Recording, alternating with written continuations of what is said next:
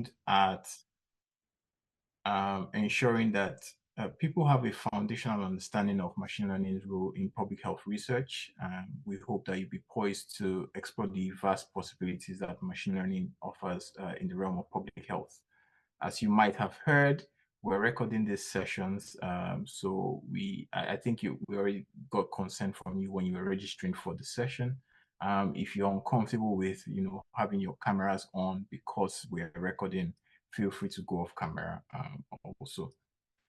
So today I'm actually excited to have Ehsan Karim and his team here talk about public health, machine learning in public health. Dr. Ehsan Karim is a tenure-track assistant professor of health data science at the School of Population and Public Health at UBC. He's a scientist at the Center for Advancing Health Outcomes and an associate member of UBC Statistics. His program of research has focused on developing causal inference and pharmacoepidemiologic methodologies and applications of data science approaches in large healthcare data analysis. Alongside Dr. Ehsan, we have Belal Hossain, who's a PhD candidate at the School of Population and Public Health, whose research focuses on exploring the association between tuberculosis and cardiovascular diseases and developing risk prediction models using methods such as cohort studies, high dimensional propensity scores, high dimensional disease risk scores, time-dependent Cox regression analysis, and simulation studies. Also, we've got Anna Frank, who's also a PhD candidate at SPPH with a background in mathematics, statistics, and computer science. Quite a rich background, I would say. Her research focus is on the use of health data science in healthcare, and she's currently working on developing a multiple sclerosis specific comorbidities summary index that helps us better understand and manage comorbid conditions for people with multiple sclerosis. Finally, we've got Momenul Haque Mondol, who is a PhD student at the School of Population and Public Health also. His research aims to estimate the comparative effectiveness of different dose reversion strategies on treatment discontinuation among methadone and buprenorphine and naloxone users in BC, Canada. First of all, I would like to express my gratitude to all of you who've come in and to the speakers. Just before we start, I'll mention that if you have any questions as they come to you, you can use the question and answer functions on the screen. We'll also have multiple breaks during the conversation where you can have questions or express your questions to the group. I will be looking through the question and answers section of the conversation to also bring questions up for the speakers to address. Thanks, and over to you, Dr. Karim. Thank you, Yamil, and all of the organizers for inviting us to give a presentation about some of the ongoing works that we are doing in our labs. Before I continue, I just wanted to make sure everyone can hear me okay. Just a nod. Okay. All right. So in terms of the materials, I'm just going to paste the website that includes all of the slides that we are going to present during today's presentation. Let me just share my screen and we'll go from there. Right. Just wanted to check whether you can see my screen. Okay. So this is the website. If you go to the URL that I have just pasted in the chat box, you can see the general URL and some of the examples that we are going to show during today's presentation. In terms of the presentation, so we have been already introduced, but I just wanted to say that we have a tentative breakdown of the timeline of who is going to present what and when. And this is our first presentation of this workshop, so we may slightly deviate here and there a bit, but generally speaking, we plan on staying on this timeline. All right, so at first, what we are going to do is we are going to describe some of the terminologies that we are going to be using over and over again in today's workshop. That being said, I just wanted to stress that this is not a course on machine learning. So of course, we are going to describe and explain some of these terminologies here. But if there are some additional questions, I will also be linking related resources based on which you can get additional background of those terminologies. Okay, so before I start, I just wanted to acknowledge all of the grants based on which I was able to continue doing some of the research that I have done so far. The first of all is, of course, the Michael Smith Health Research BC Scholar Award. I have recently also got a UBC OER fund with some of the collaborators that you see in today's workshop as co-presenters. Other funding organizations included Workland from UBC, NSERC, some of the grants from MS Canada, and of course, a startup grant from SPPH when I joined at SPPH. All right, so let me give a very brief and short version of the terminologies that we are going to use today. So at first, let's describe what we mean by machine learning versus artificial intelligence versus the parametric regression that we generally use. Artificial intelligence is a very broad term, and it usually means making the machines do something that usually require human intelligence, right? So some of the examples in today's world could be the self-driving cars, or even some of the coding help that you get from some of the large language models. Those are some of the high-level examples, right? But in terms of machine learning is considered as a subset of the AI domain, where we are basically using some data and we are using some sort of algorithm to allow the computer to learn about the data, right? And this is more coming from the computer science discipline at first, but later this machine learning has also developed under the framework of statistical methodologies as well. And of course, to make a direct comparison of like how the modeling developed, the origination is obviously in the statistics and the parametric regression, where we use some of the parametric model under very strict assumptions to learn about the data, right? And of course, we need to assume some sort of functional form about the relationship between some sort of outcome and some explanatory variables, and based on which we try to determine the relationship between the variables, the outcome and the predictors, right? All right, so in terms of the machine learning methods, there are different types of machine learning algorithms. The first type we usually call supervised learning, where we usually have the labels of the data. What that means is we have the outcome data and we have some predictor data, right? And based on which we try to identify the relationship, and using that relationship or model, we then try to use new data to predict the outcome, right? That means that when we are training the model, we are using some existing data on outcome data as well as predictor data. And then once the prediction modeling is done and we have achieved a model, then we can use new data on the predictor to predict the outcome data.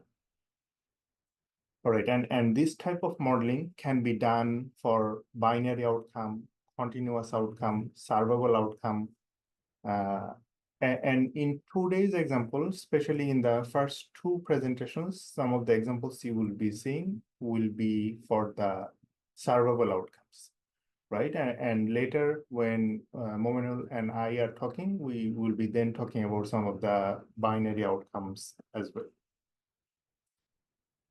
Other than this binary, continuous, and survival outcome, there are some additional type of supervised learning that can be possible, and these are known as ensemble learning. And ensemble learning can happen in two different ways. In the type 1 ensemble learning, what happens is that we have we make different splits of the data, and we try to train the model, the same model, on different parts of the data. And then we try to aggregate our results in some way. In the type 2, what we generally do is we try to train different models on the same data. And then we try to aggregate our model. And one of the examples that we will be using later on, you will see this is known as super learner, and I will show you one example of the super learner in the next few slides. Other than supervised learning, of course, there can be unsupervised learning. One example is the popular example is the K-means algorithm, and later down when I'm going to talk about some advanced examples, I will show one example of unsupervised learning as well. Semi-supervised learning is something slightly different and something in between the supervised learning and unsupervised learning, where you have, for a very small amount of data, you have the outcome data or labels. And based on that, you train your model, and then you try to get the outcomes of some of the unlabeled data. And that's something called the semi-supervised learning. Usually for medical imaging, say for example, based on the imaging, if you are trying to determine tumor and stuff like that, this type of model can be very useful. And one of the subtypes is deep learning. This is a slightly different way of doing the analysis, where we have a bunch of neural networks with many layers. And usually these type of models are very useful for large amount of data, especially for the image data or the video data. This type of modeling can be very powerful. And deep learning can be of different flavors. It can deal with binary outcomes, continuous outcomes. It can be supervised, unsupervised, and stuff like that. So later, I will show you one example of deep learning where we are dealing with supervised versus unsupervised under the deep learning framework. All right, so in terms of where is this public health and how is this public health related to machine learning? So in the public health analysis or in the public health research, of course, there are a lot of modeling that we do. Primarily, we rely on parametric modeling to do some of this research. Especially, say, for example, when we are trying to predict something, one example could be building a comorbidity score. And Hannah is going to speak more about this, where you will see historically some of the comorbidity score developments were happening based on the parametric modeling. And then she is going to talk about how machine learning models can be incorporated within that same framework. Right? And this is an example of prediction where you are trying to predict one outcome based on a bunch of covariates or predictors. The other examples that you will see in Belal's presentation, where he is going to talk about some of the challenges of using machine learning within the tuberculosis examples. And these are all predictions where we have one outcome and a bunch of covariates. And there is another type of research goal that we commonly encounter in public health, which is known as causal inference goal or the associational goal, where the main interest is basically about the relationship between the outcome variable and one exposure variable, one predictor of primary interest. Rest of the predictor variable or covariates that you have, those are basically adjustment variable to get unbiased estimates. And I'm going to talk about slightly more in the next few slides. So I'm going to just switch over to the website. But before I go there, I just wanted to mention about at least two resources that might be helpful for you to delve into a bit more detail of some of the things that I have already described here. So this is a web book that I have prepared when I was teaching one course in the experimental medicine, and you can get some of the explanations and codes of some of the machine learning algorithms that I described during this terminology presentation. And another website is going to be helpful is going to be this advanced epidemiological methods website based on the advanced epidemiology method course that I teach, and all of these materials are available online and free to access, right? Okay. All right, so in terms of, remember, I talked about two different goals. One goal was about prediction. Another goal was about causal inference. By the way, just because I switched from PDF to a website, I just wanted to make sure everybody can see the website that I'm showing. Yes, okay, thank you. All right, so in terms of the prediction, one of the biggest challenge of prediction is overfitting. What does this overfitting mean? It means that when you are training your model in one data and you are using that exact same data to get the performance measures, and I'm going to talk about what those performance measures are. Usually you get optimistic results. That means that they apparent to be,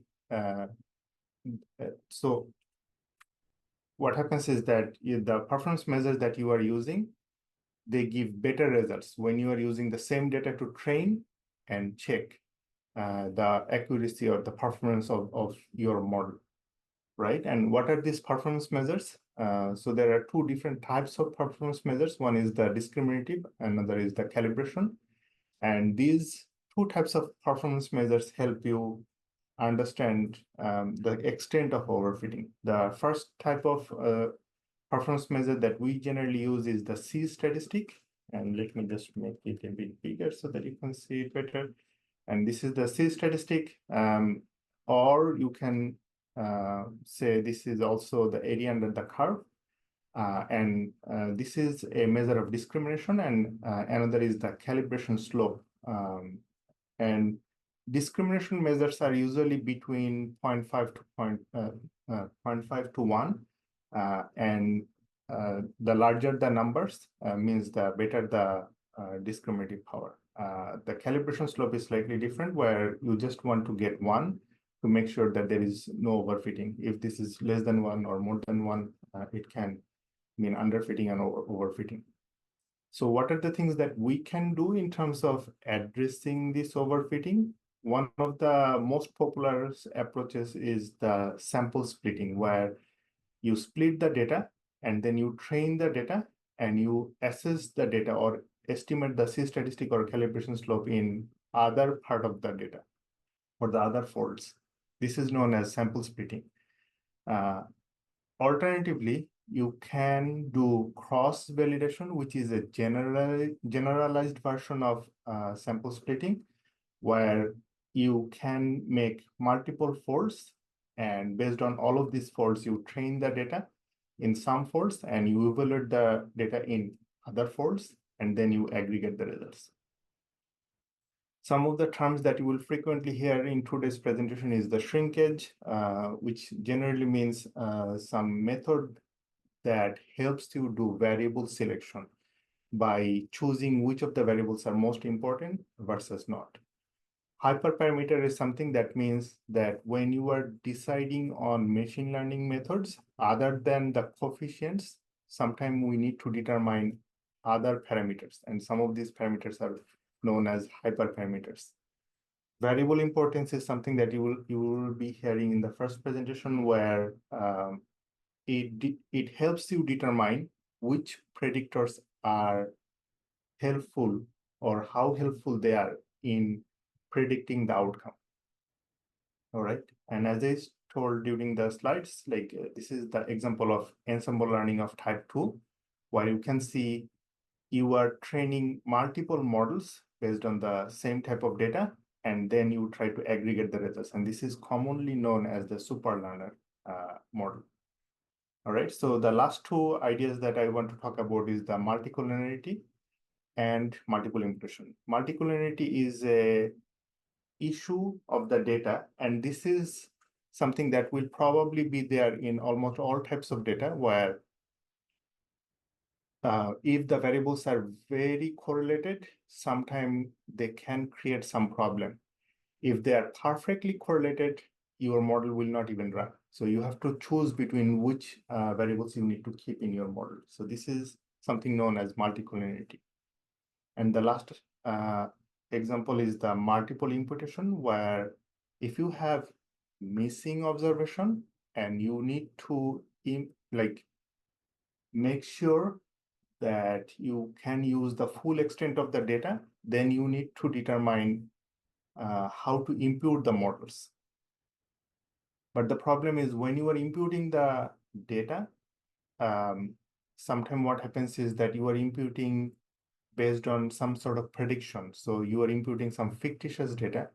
And when you are doing that, what ends up happening is that you are getting the standard errors less than what they should be, right? So multiple imputation is a way where you impute multiple sets of data using the same prediction model of the imputation model, and then you analyze all of these data and you pull all of these results. And this is something that you will be hearing in Belal's presentation.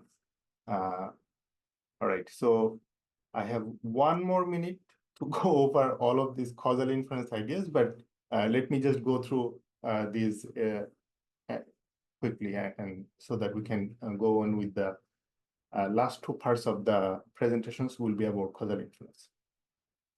So the core concept of causal inference is the association between an outcome variable and one exposure variable. And usually, if there are some variables that are affecting the treatment or the exposure and affecting the outcome, those are known as the confounder variable that needs adjusting. So when we are dealing with the treatment effect estimation, we need to adjust for all of this confounding. In terms of treatment effect estimation, of course, we can do treatment effect estimation using regression, but one alternative approach, which is very popular within the causal inference literature, is known as the propensity score. And within the propensity score, there are two different types of modeling that we do. At first, we model the treatment, not the outcome. We model the treatment to get the propensity scores, and based on those, we can either do matching or we can do weighting to get the outcome modeling and the outcome, like based on the matched data or the weighted data to get the treatment effect estimate. So the only thing that you need to remember from here is that in the propensity score estimation, there are two models rather than one. In the regression modeling, we had only one model, right? And there are some extensions of these propensity score in the health administrative data sources, where we incorporate a lot of proxy variables from the health administrative data sources. And this is something that I will be talking at the very last presentation. The alternative idea is, instead of the propensity score, you can use all of these proxy variables in the regression adjustment. And this is something that you will be hearing in Belal's presentation. All right. One other causal inference method is known as the double robust method, where, remember, in the propensity score modeling, you had two models. One is the treatment model and one is the outcome model. And in the double robust approach, all you need is getting at least one model right to get the right answer. And this is something that is very valuable when we are analyzing real world data, where it is very hard to estimate the models or guess the models. And cross-fitting is something that you will hear in Momenul's presentation, which is an extension of cross-validation. And we are not going to talk about longitudinal data, but I just want you to know that there are some extensions of these causal inference methods that can be used in the longitudinal data. All right, so I have taken 2 more minutes of Hannah's time. So let me just switch over to Hannah, and after Hannah's presentation, we'll take more questions.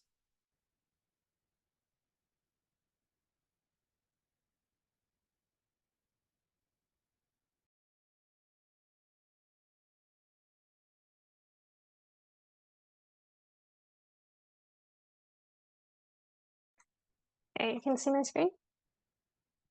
Great. All right, yeah, thank you everyone for being here today. Thank you to Swati and Lee for organizing and inviting us. So I'll be talking a bit about a portion of my PhD thesis work, which involves creating a comorbidity index with machine learning. This is a work in progress, so I'll be talking a bit about my process, my plan, and some of the challenges that I'm trying to address using machine learning. Before I dive in, I'd like to thank my collaborators at UBC, the University of Manitoba, and the Karolinska Institutet in Sweden, and also acknowledge the funding bodies at UBC and MS Canada that are making this possible. So the overarching epidemiological question that I'm trying to address with my project is, how can a comorbidity index be developed for people with multiple sclerosis using health administrative data? In today's seminar, I'll be focusing a bit on the methods question of how can machine learning methods be applied in the development of this index. So comorbidity in a lot of observational research can act as a confounder in any sort of treatment outcome relationships. And so it's often something that we want to adjust for. It can be really difficult to adjust for all the possible comorbidities that might affect these relationships. So essentially the purpose of a comorbidity index is to summarize the influence of comorbidities in a way that makes it easier to adjust for in a causal inference observational analysis. So this is the Elixhauser Comorbidity Index, which is essentially a set of comorbidities that in an analysis would be adjusted for individually. And the set sort of serves as a group that if you adjust for all of these, that should be sufficient adjustment for comorbidity. The Charleston Comorbidity Index is similarly a set of comorbidities, but it has an extra layer. So the set of comorbidities is slightly different, but then it also has this aspect where each comorbidity is assigned a weight. And the Charleston Comorbidity Index is used as a single score. So a person's comorbidity score would be the sum of the weights of all of the comorbidities that are present in this person. So for example, someone with myocardial infarction and moderate or severe liver disease would have a score of 1 + 3, so 4. And the weights were derived to indicate the relative impact of each comorbidity on the outcome that this index was optimized for, which was 1-year mortality in this case. So if we have these general comorbidity indices already, why would we need to create a new one for people with MS? One of the reasons I'm focusing on MS is that comorbidity is more common in people with MS than in the general population. So it's something that's really, really important to look at in MS research. It can also have significant effects on a person's disease trajectory. So comorbidity in people with MS can lead to delays in the actual MS diagnosis, and subsequently also greater disability at the time of diagnosis. It can lead to faster disability progression, reduced quality of life, increased relapse rates, increased mortality risk, and it can also present barriers to treatment initiation because of things like contraindications.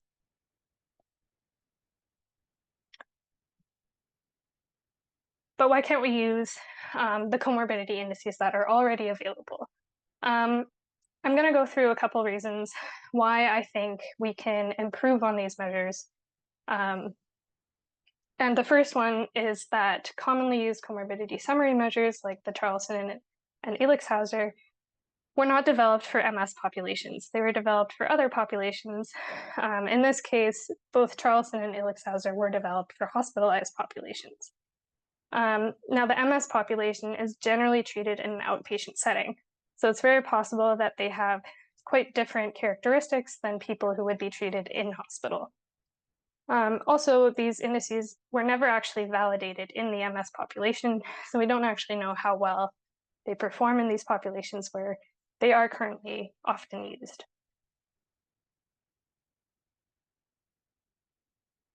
The second reason I wanted to touch on was that the Charlson and Elixhauser index were created for outcomes that might not be the most relevant for the MS population. So the Charlson index was created for 1-year mortality, as I mentioned, and the Elixhauser was created for in-hospital mortality, length of stay in hospital, and hospital charges. So these are the outcomes that the index was optimized for. So the outcomes that the index predicts the best. In people with MS have a slightly lower but very, very similar life expectancy to the general population. So something like 1-year mortality is probably not the most relevant outcome. As well as I mentioned, they're usually treated in the outpatient setting, so the hospital-based outcomes are probably also not most relevant. In the index that I'm aiming to create, I'm focusing on some of the MS disease outcomes that are often used in MS research. My primary outcome being time to disability progression.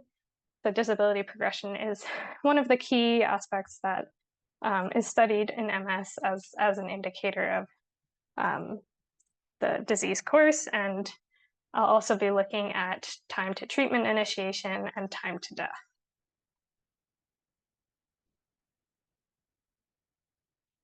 So another reason that I think we can improve on these commonly used comorbidity measures is that they were created quite a long time ago, before some of the prediction modeling guidelines that we have now were actually developed. So there's key aspects that we know now are really important in prediction modeling that were at the time not yet developed and therefore not included in the development of the Charlson and the Elixhauser index. So the Charlson index, for example, did not include any internal validation. So that's that cross-validation portion that Ehsan was talking about just before.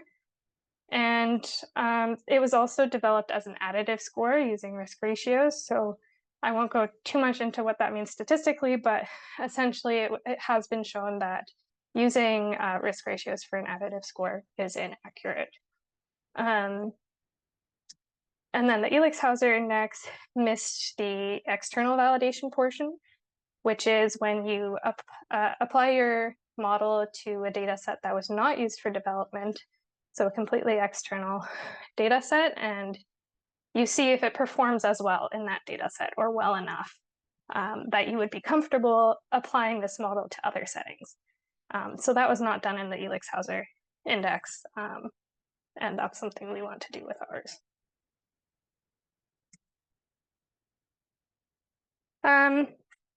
The last reason that I want to create a MS-specific comorbidity index is that things like the Charlson and Elixhauser index include things that are symptoms of MS. Since they weren't developed for people with MS specifically, they include things that are actually not comorbidities for people with MS specifically, but are actually symptoms of MS, and therefore things that we don't want to adjust for if we're adjusting for comorbidity. So this is the Elixhauser index, and that includes paralysis and neurodegenerative disease. And this is the Charlson index, which includes hemiplegia or paraplegia. So things like hemiplegia and paralysis are both symptoms of MS, and we don't want to adjust for them as we would for comorbidities. What is often done in research right now in MS is that researchers will use these indices and just exclude the symptoms. So they'll use the Elix-Hauser excluding paralysis, and they'll use the Charlson excluding hemiplegia. The problem with that is that that results in a measure that has never been validated, and we don't actually really know if it performs as well as the original Elix-Hauser and Charlson indices, or if that drastically changes their performance. So what comorbidities should we be including? To address that question, I've gone through a couple of steps, or I'm drawing from a couple of different materials. The first of which is a literature review that I did, looking at a whole bunch of different comorbidities and their associations with the three outcomes that I'm interested in, so disability, treatment initiation, and mortality. This is just a really, really broad, high-level overview of the results. There's a lot of nuance in the results, really, but overall, psychiatric comorbidities and cardiovascular comorbidities were especially linked to all three outcomes.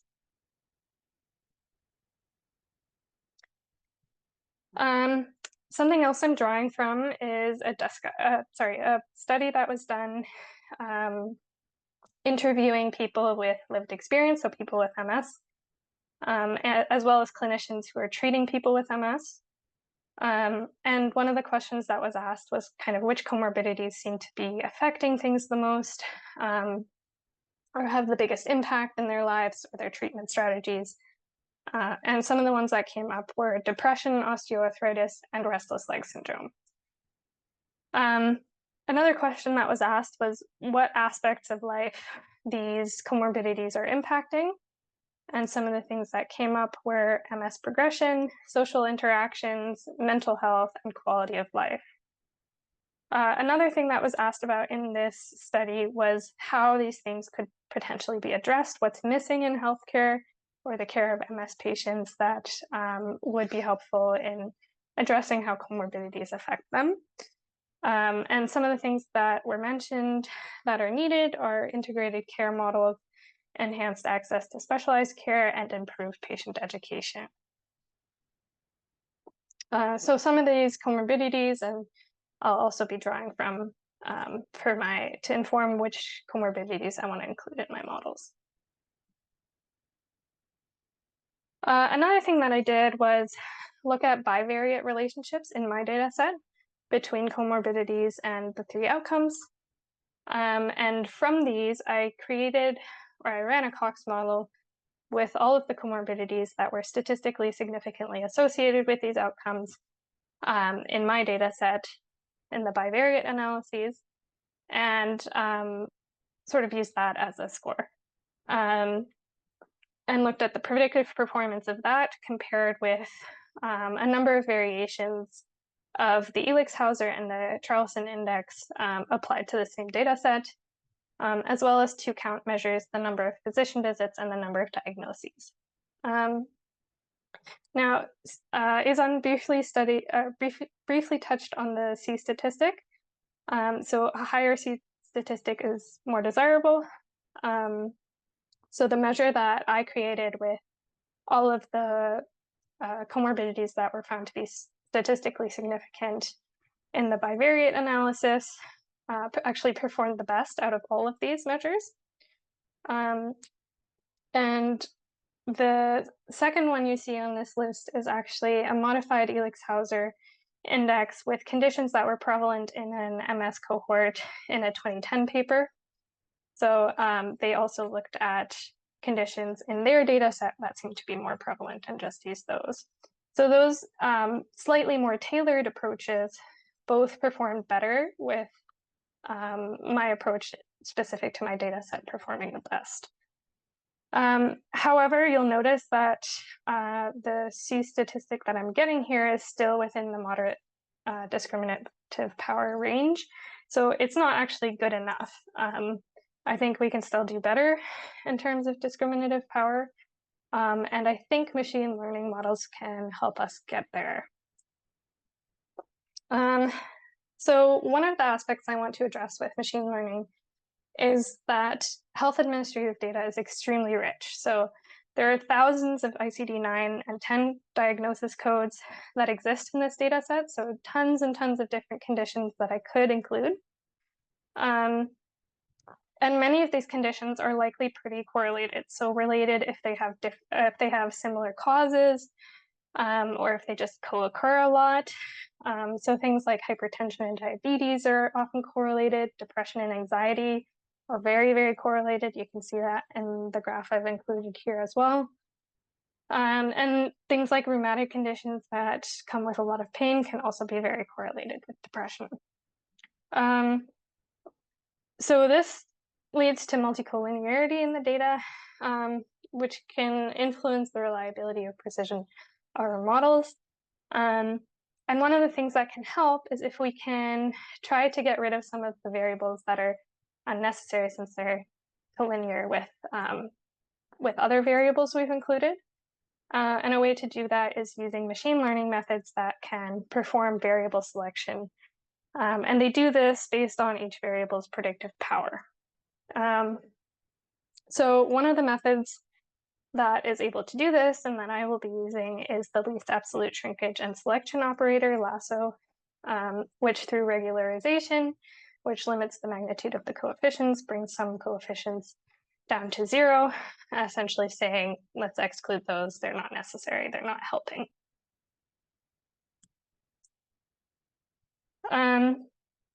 Another aspect that I think machine learning can help with is model misspecification. So when we're doing parametric regression, we have to specify every single term we want to include in that model. We have to specify all the comorbidities, any interactions that we think might happen. And that can be really difficult because when we have an interaction, the effect of one comorbidity changes based on the presence of another comorbidity. So for example, the effect of depression on disability could be greater if a person already has anxiety. And a lot of these relationships are not yet well understood, or it can just be difficult to identify all of the necessary relationships when we have so many comorbidities that we're dealing with.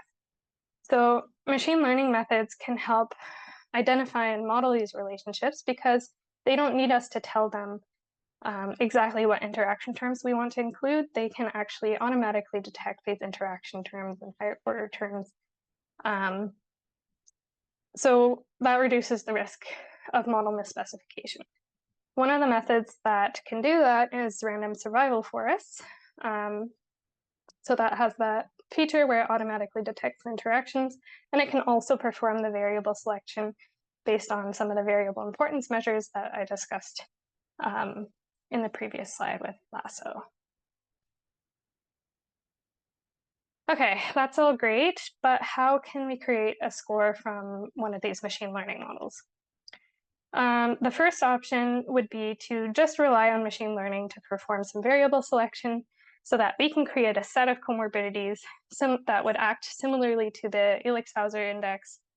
And each of these comorbidities in the set would have to be adjusted for individually in an analysis, but the goal being that if you adjust for all of those in the set, then you would sufficiently adjust for comorbidity burden in your analysis. The second option is to try to create something that looks a bit more like the Charlson index, where we have weights and then we get a single number for every person. And that's the variable that we would adjust for. The problem with this is that deriving weights from machine learning models is not as easy as with a regression model. Mainly for two reasons. The first being that with variable selection methods, if we're doing internal validation to create our model, using that cross-validation mentioned previously, where you have different folds and you're running the model in each fold, you might not get consistent results in terms of which variables are selected in each fold. You might get different sets of variables across the folds. And then how do you decide which ones to include and which ones to exclude? Another problem is that some machine learning models like random forests actually don't produce any coefficients at all. So we can't extract weights in the same way that we would from classic regression models, as was done for the Charlson index, because we don't have those coefficients. So a thought is that we could potentially use variable importance measures instead, which indicate how much that variable helps in predicting the outcome. But this hasn't been tested. It would be very experimental. One other thing I wanted to touch on that is important, whether we do regression or whether we use machine learning models, is that external validation is really, really critical for ensuring generalizability for our models. So external validation is when you take your model that you've developed in one setting and try to see how it performs in other settings with other data that was not used for development. So I'm going to be doing this in Manitoba, which represents a similar but somewhat distinct Canadian population, and also Sweden, which is a population that potentially has different characteristics.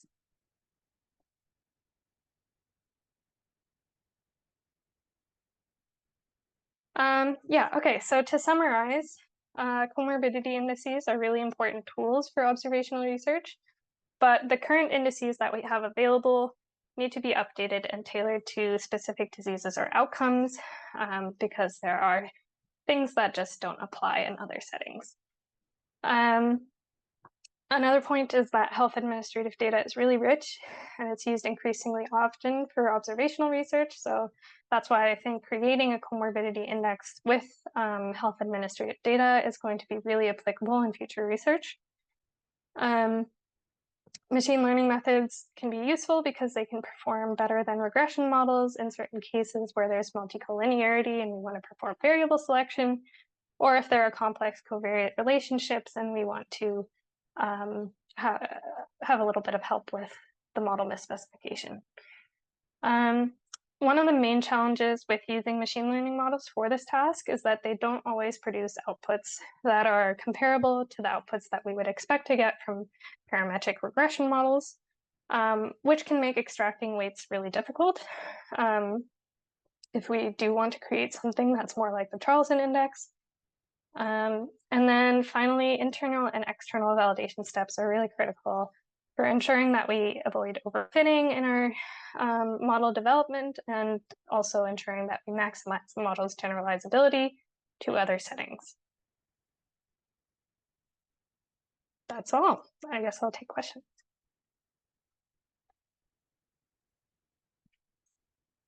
Well, thank you, Hannah, and thank you, Ehsan. I left notes in the chat box. If you have any specific questions, please indicate using the Q&A function or just in the chats. We'll be happy to read them. You can also use the raising hand function if you want to speak out. Thanks to both of you for asking these questions. I'm going to start. We have a few minutes for this, but I'm going to start with a very newbie question that I guess will be on people's minds. You talked about having splits and having folds for data when you're trying to train a machine learning model. Are splits and folds the same or different things? Want me to answer that? I can answer. They're pretty much the same. So in yeah, by splits and folds, we mean the same thing. You're splitting up the data into different folds to do something like cross-validation, where you run the model several times. Okay. So this is something that I've in recent times been seen in the literature and the discourse on social media, how the C statistics or the discriminatory capacities of ML models may sometimes be very similar or even perform less than classical regression models, for want of a better word. I know that regression models are sometimes, considered ML. Is there any specific baseline where you would say this is a lot more better or a lot better than traditional models, and this is a baseline for which we consider ML models to be the go-to models? Yeah, I think so. There are some guidelines on what's considered good or good enough.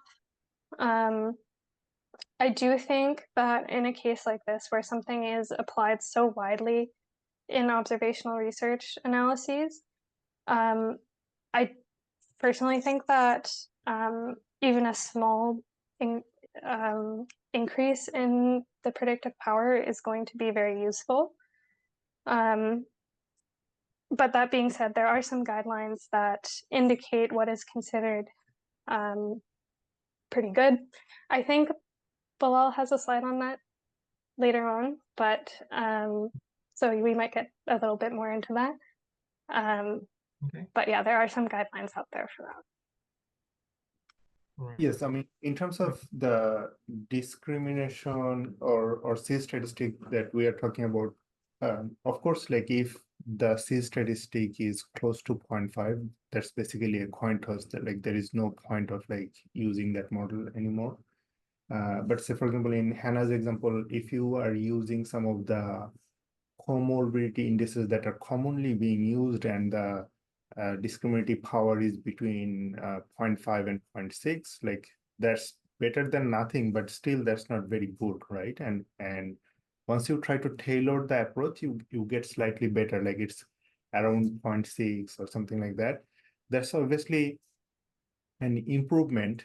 And whenever we are using data to help us determine the medical decisions and stuff like that, even 0.1 or 0.05 is something that is an improvement. Like I cannot necessarily say, oh, I'm using all of this machine learning power, but I'm not really getting a significantly more than what the regular parametric regression model is giving me. But even if it is giving me slightly more, like I would take that, right? If that helps make better decision in terms of the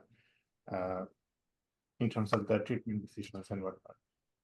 The other point is like sometimes it is true that the machine learning models are overhyped, and even if you are getting almost the same AUC or the C statistic from the parametric model versus the machine learning model, journals usually prefer that you are doing some sort of like new machine learning models to get that C statistic. And I personally believe like whenever we are dealing with any kind of advanced method, it is always a good idea to also use the conventional method and try to see whether there is any difference in the analysis or the results. I mean, ultimately, we do not really care about the technology. We really care about the results, right? So that's something that we also need to keep in mind. Well, thank you so much, Dr. Ehsan and Anna. I think we'll take a break now for about 9 minutes and return at 1:05. I encourage participants not to sign off because sometimes it might be difficult to get back in. But just to get a bio break, drink or something, and then we'll come back to have a presentation from Belal, who give us examples of how he's applied ML to exploring the association between tuberculosis and cardiovascular diseases. So we'll see you in about 9 minutes. Thank you. Thank you. 104. So Belal will give us a couple of examples about how he's applying machine learning to his research. Over to you, Belal. Yeah, thanks, Mui. Hi, everyone. My name is Belal. I'm a PhD candidate at UC School of Population and Public Health. This talk is about how do we overcome missing data challenge when we aim to develop a prediction model with machine learning. Before I begin, I would like to take a moment to thank my supervisory committee members for their excellent feedback on this project, and also thank you all for being here today. So let's start with a clinical question. We are interested in developing a clinical prediction model for predicting long-term mortality risk in people diagnosed with tuberculosis, also known as TB.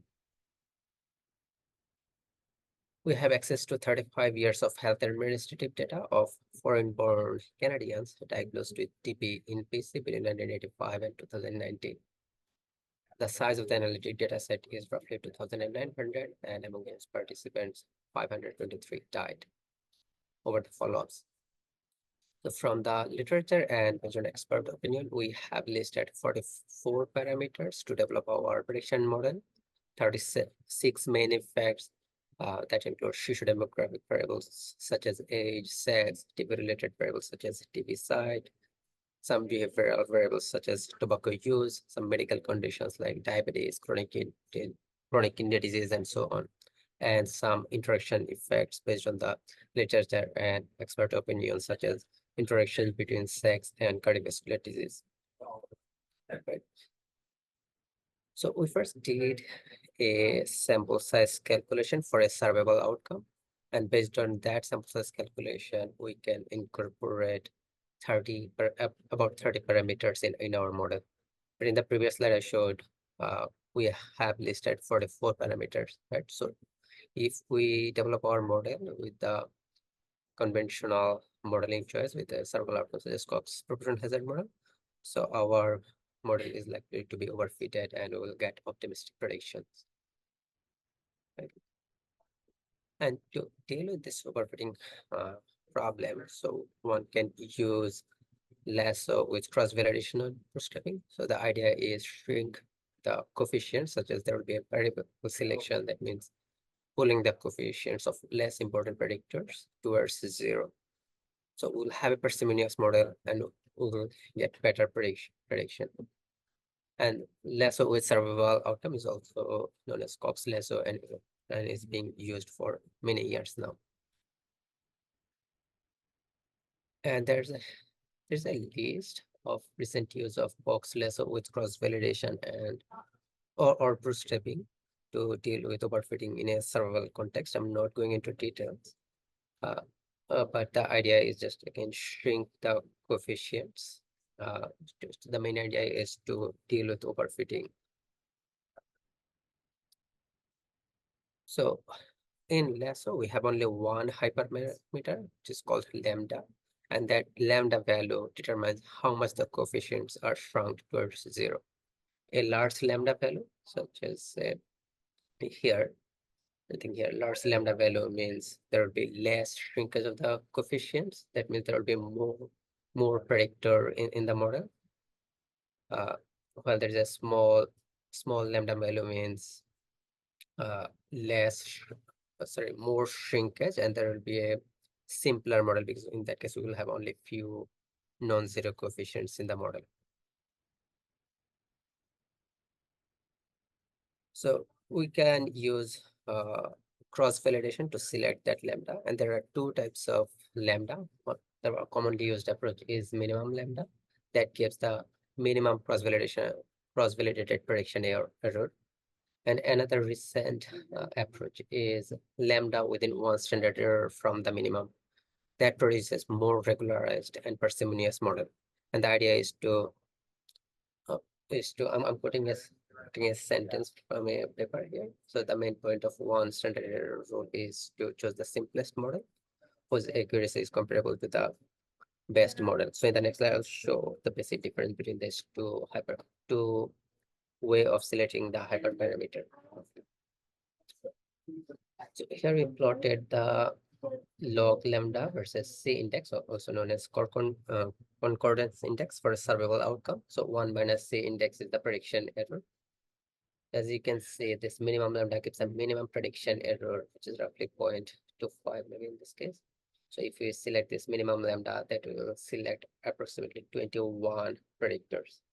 And then one standard error lambda, so this one selects, so this is within one standard error of the minimum, but select more parsimonious model, meaning that only 11 predictors will be included in the model. So there will be this model, the model with one standard error rule is a simpler model with less number of predictors.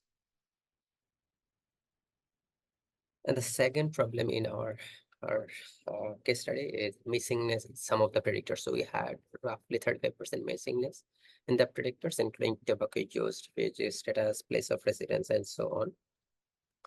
And the commonly used approach could be complete case analysis. That means deleting those participants having missing values or deleting those variables with missingness.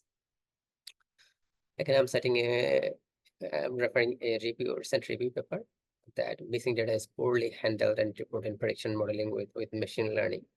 And as you can see, the most common approach for handling missing data is complete case data analysis, which is very strict, has a very strict assumption.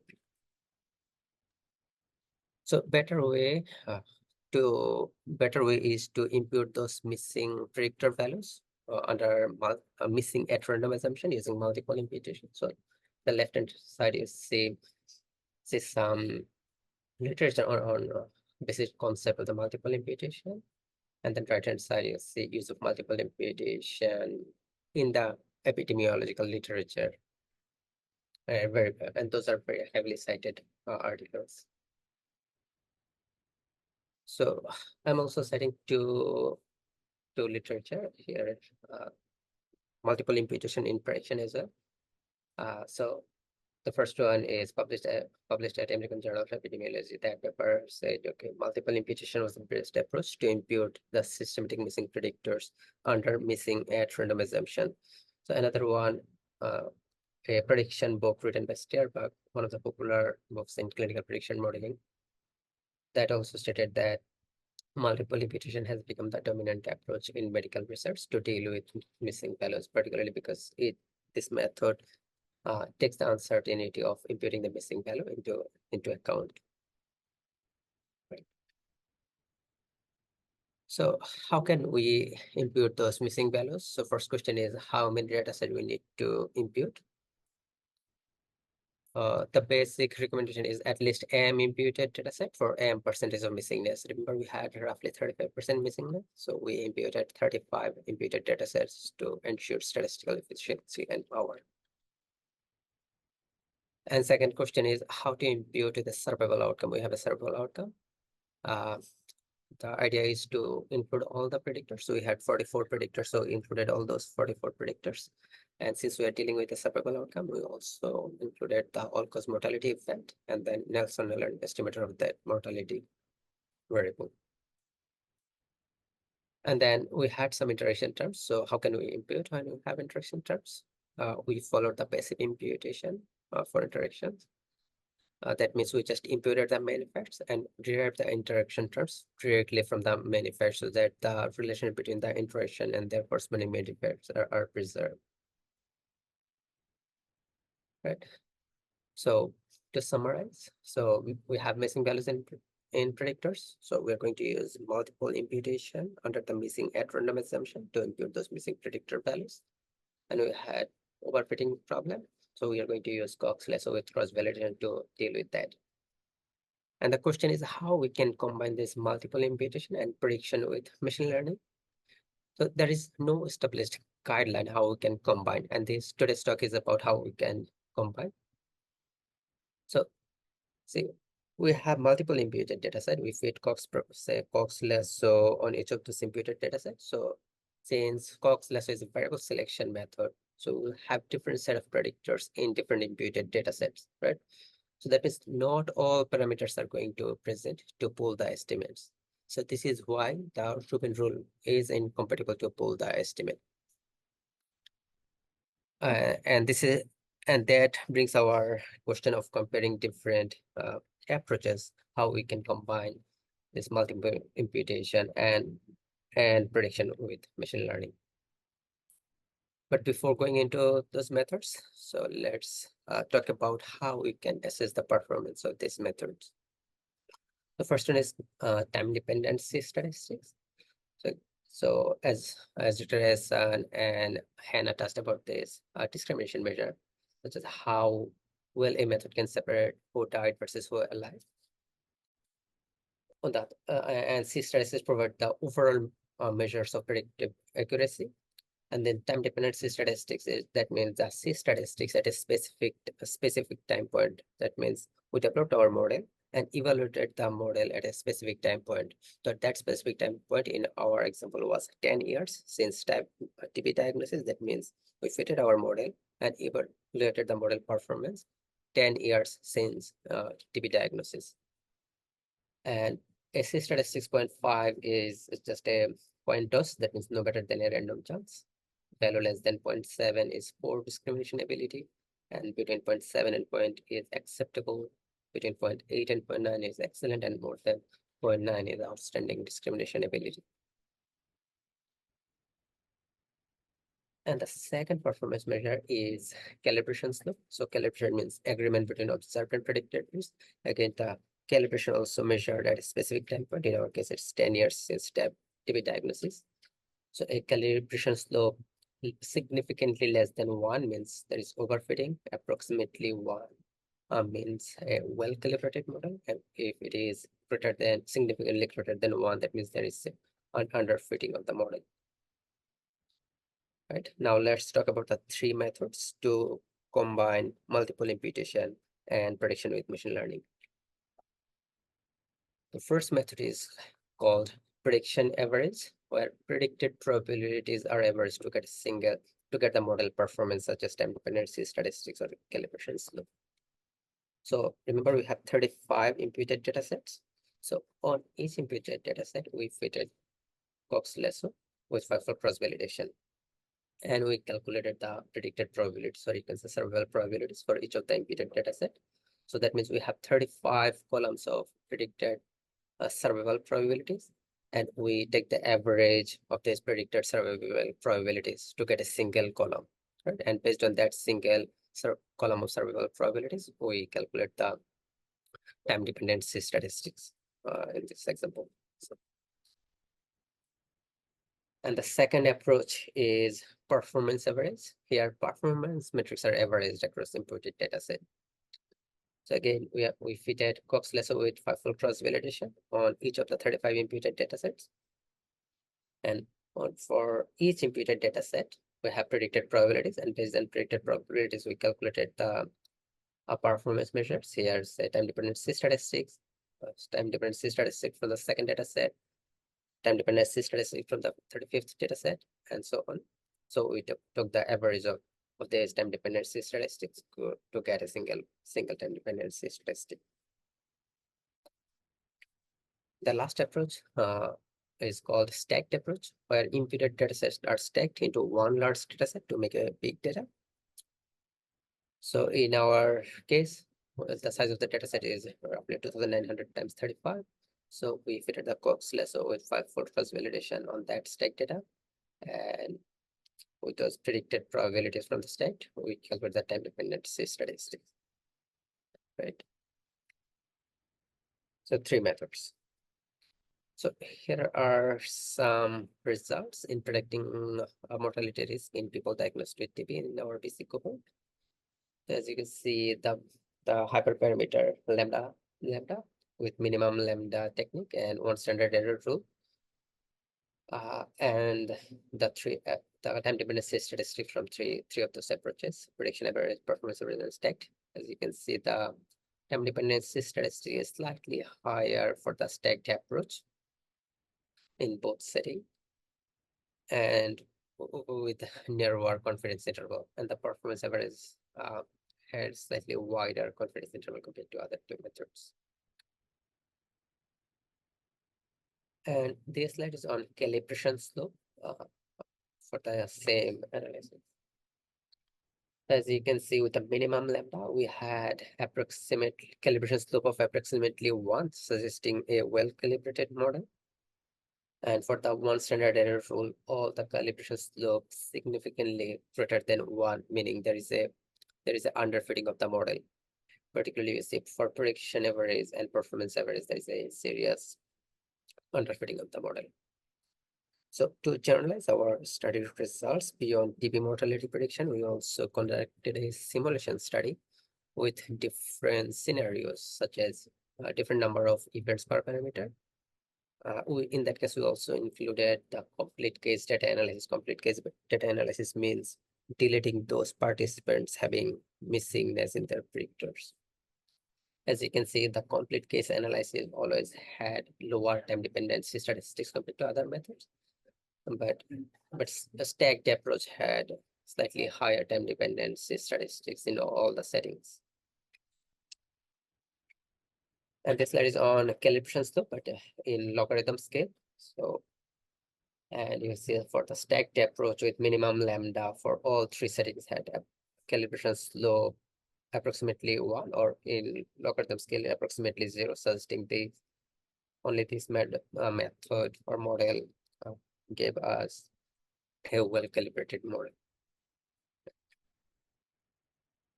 And this is the summary of what we got. The stacked approach with minimum lambda worked best in terms of discrimination and calibration to overcome the missing data challenges in our simulation as well as in our case study. So based on the coefficients from the stacked approach in minimum lambda, we developed a calculator for predicting mortality risk in people diagnosed with TB. So here you can see. Do you see the calculator? Yeah. Good. So you can try with different values to say someone has myocardial infarction, cancer. You will see their survival probability will be changing, right? And of course you can play with different values. So these are the predictors measured at baseline, which was at TB diagnosis. So you can estimate their survival 10-year and 5-year survival probability. All right. And this is a disclaimer. Say all the opinion here you see only mine. I do not reflect the opinion of the pop data BC. Okay. That's all. Thanks everyone for listening.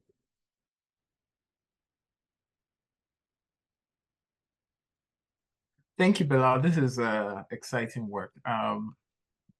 If you have any questions, please leave them in the chat or use the Q&A function.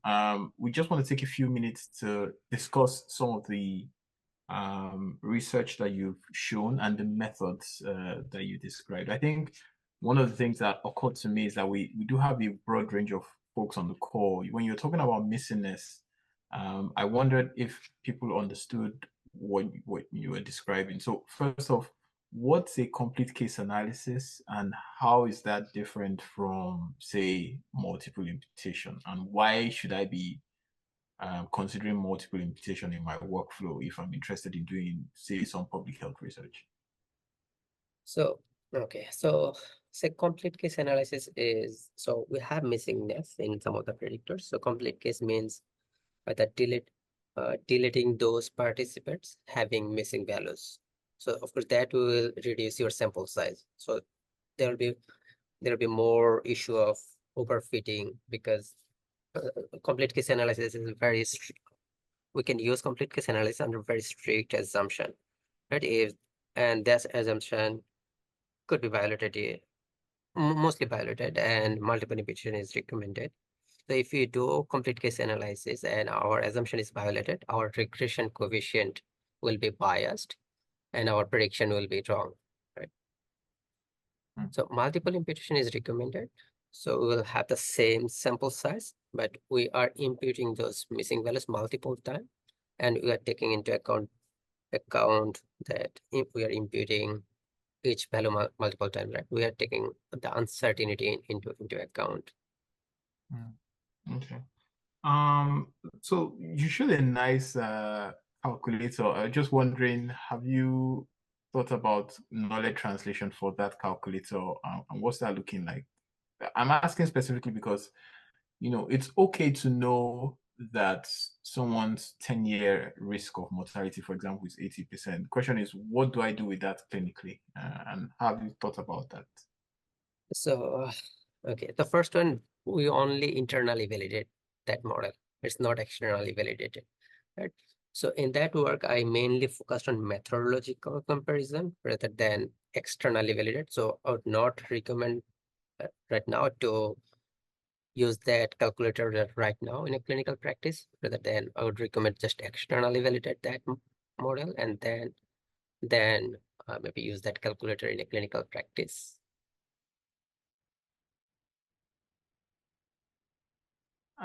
Maybe going back to the missing data piece, I think there are ethical implications actually for what you do with handling missingness. And I'm wondering, how do you ensure that the model you've chosen for handling your missing data does not, exacerbate the bias you have in the model?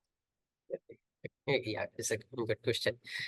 So empiric sensitive data, such as race, ethnicity, is always a complex process, right? So imputing such variable may raise ethical concern, especially if models' decisions significantly impact patient care, right? But we must take the moral convergence and moral diagnostics, since these steps play a very vital role in ensuring the robustness and accuracy of the model fitting, particularly in the realm of missing values imputation. Where observed values serve as a foundation of estimating the missing values, it becomes imperative to rigorously comparing the distribution of the observed data with the imputed value, especially when conditioned based on the variables that originally had missing values, right?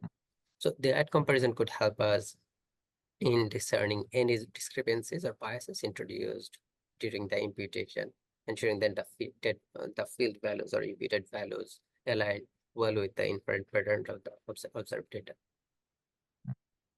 I think in recent times on this same topic, I have seen very cool applications of natural language processing to help with the imputation of missing values for race and ethnicity based data. So what I understand is they use natural language processing to explore the name columns. So using client names. I don't know how ethical that is, or if you even have access to that kind of data, say with pop data BC rather than IDs, or they try to guess people's ethnicities using that. I'm just wondering, is that something you've seen? What do you think about it?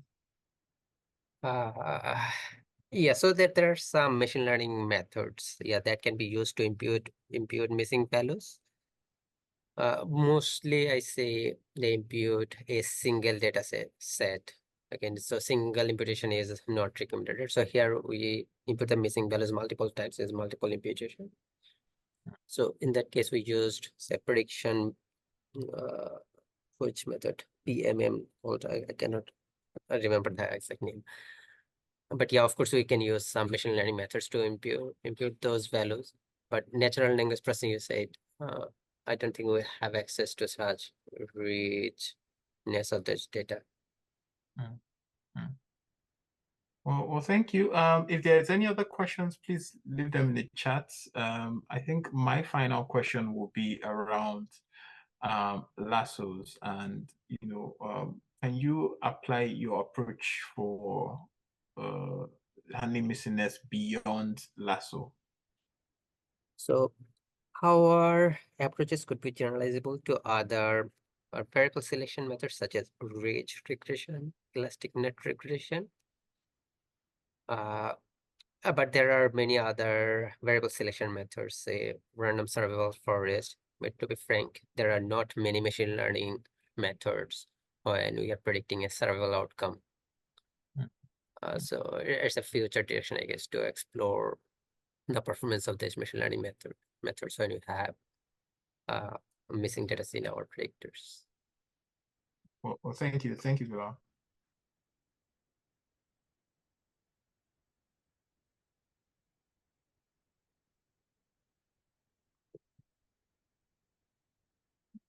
Do you want to present your second case? Yes, just give me a second.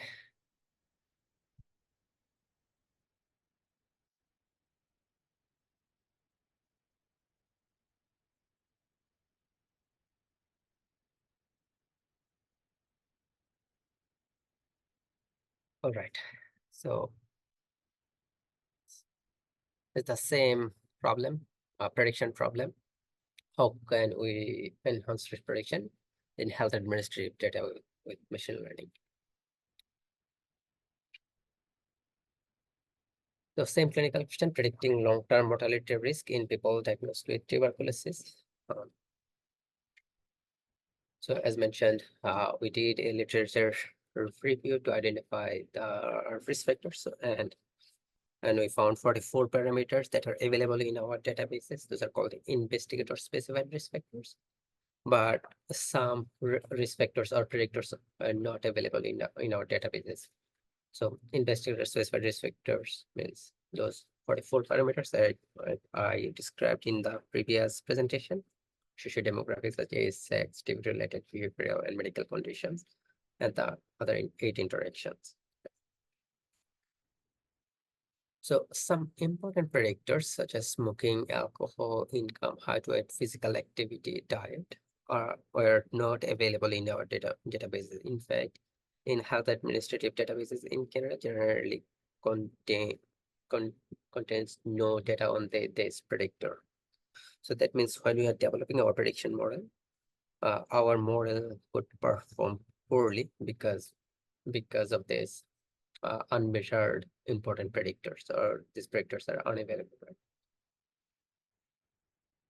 So the green box here, you see an example of our analytic data set with the investigator specified predictors, a study ID, follow-up time, mortality status, and the investigator specified predictors such as say age, sex, certain comorbidity index, and so on. Right? Generally, we only keep our analytic predictors with all the these variables, and delete other variables from that analytic data set. Right? But in the linked health administrative databases, we have access to many additional healthcare variables such as ICD-910 codes, diagnosis code, procedure codes. So these codes are usually not included for prediction model building. So idea of this presentation is include some of those additional healthcare variables to explore whether these additional variables could improve our predictive performance, given that we do not have information on some important clinical variables. So here is an example of additional healthcare variables. So for an ID, so multiple ICD codes, so ICD codes from the physician claim database, ICD-910 codes from hospital discharge abstract database, and from say dialysis type from the renal database. So, but before selecting those additional healthcare variables, there are some steps how we can identify those variables. First one is to identify the data sources. So in our example, a TB example, we use ICD-9 diagnostic codes from the physician claim database, ICD-910 diagnosis code and procedure codes from the hospital discharge abstract database, income band from census, latent TB test results from TB registry, cancer sites, tumor from cancer agency, dialysis type locations from renal agency database, and so on. Right? Usually the literature says a diverse data source is better. And then second step is to avoid duplication and problematic variables. So we have to drop codes that are part of the investigator specified predictor to prevent double counting of those predictors. Right? And we have to drop codes that have approximately zero or approximately zero standard deviation. Otherwise, we will see a model convergence issue. Right. The third step is converting those codes into binary variable. So here each code is converted to 3 binary variables based on their recurrence. Recurrence means whether code is recorded more than once, code is recorded more than the median, and the code frequent means code is recorded more than 75th percentile. Right. So therefore, consider this a 477. So it's once, sporadic, and frequent. So just making binary variable that is the present or absent based on their recurrence. And instead of converting binary, you can also convert all those codes into count. So that means number of times a pair. say 477 appeared twice for study ID 1, but that code did not appear for study ID 2 and appeared only once for study ID 4 and so on. So that means we can convert those additional healthcare variables, either binary variable based on their records or count variable, right? Just only one row per individual. So remember, we did a sample size calculation, so we could incorporate only 30 parameters in our model, but we had 44 investigator specified parameters. And from the linked databases, we identified 419 count additional healthcare variables and 448 additional healthcare variables. So of course there will be an overfitting issue because we cannot include all the variables using traditional models such as Cox regression, Cox proportional hazard model with a survivable outcome. So one way is to reduce is to prioritize some of the additional healthcare variables. So these variables we can prioritize using some of the machine learning methods.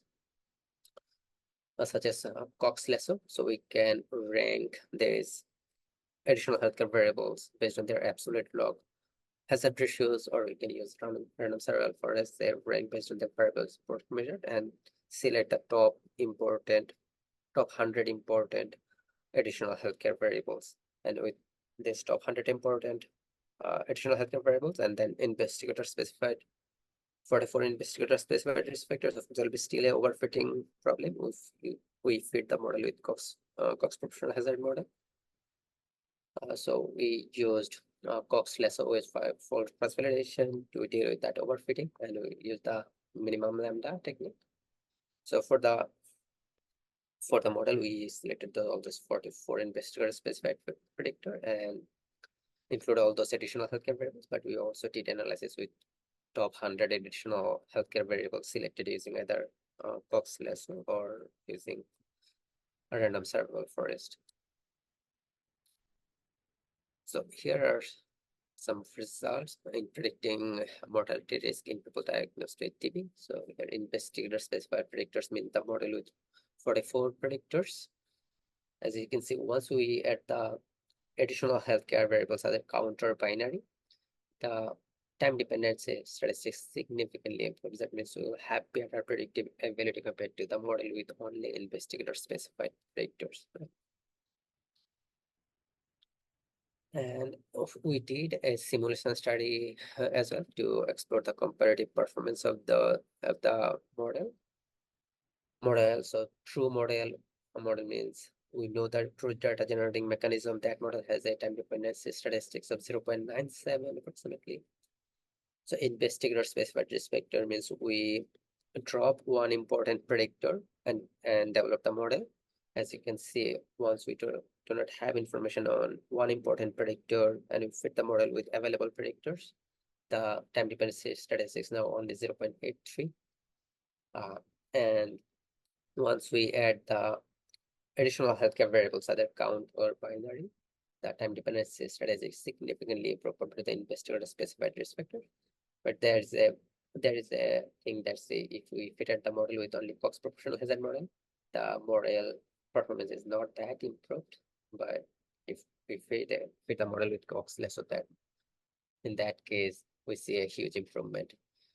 But when only some less important predictors are unavailable, in that case, investigator specified the model with investigator specified risk factors had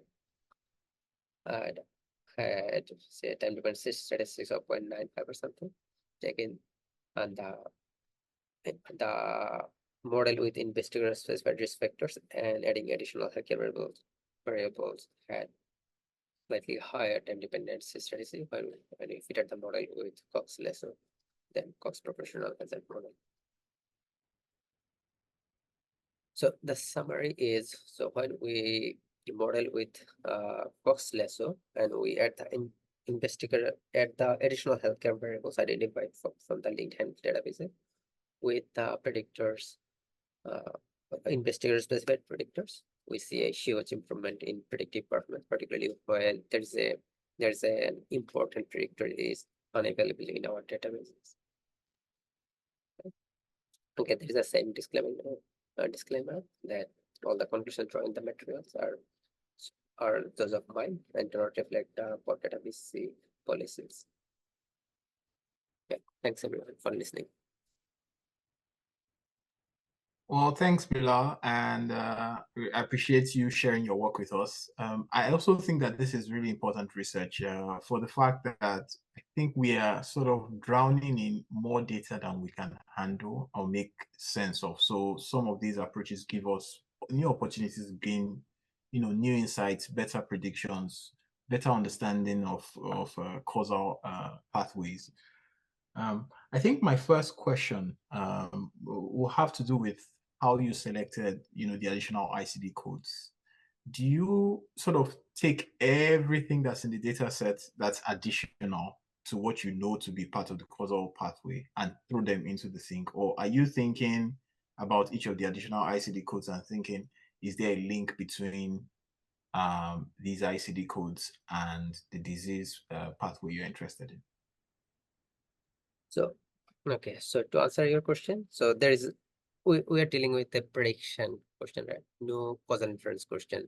So I selected any predictors because since I'm using causal less, so there's a variable selection method, right? So any variable that is not important that will be automatically dropped. So I selected with all the predictors, but remember I described a step where we dropped those predictors with approximately zero standard deviation, right? And we also drop those codes that are part of the investigator specified predictor. That means, say for example, diabetes is one of the investigator specified predictors. So I drop those ICD-19 codes from the addition when I'm defining additional healthcare variables.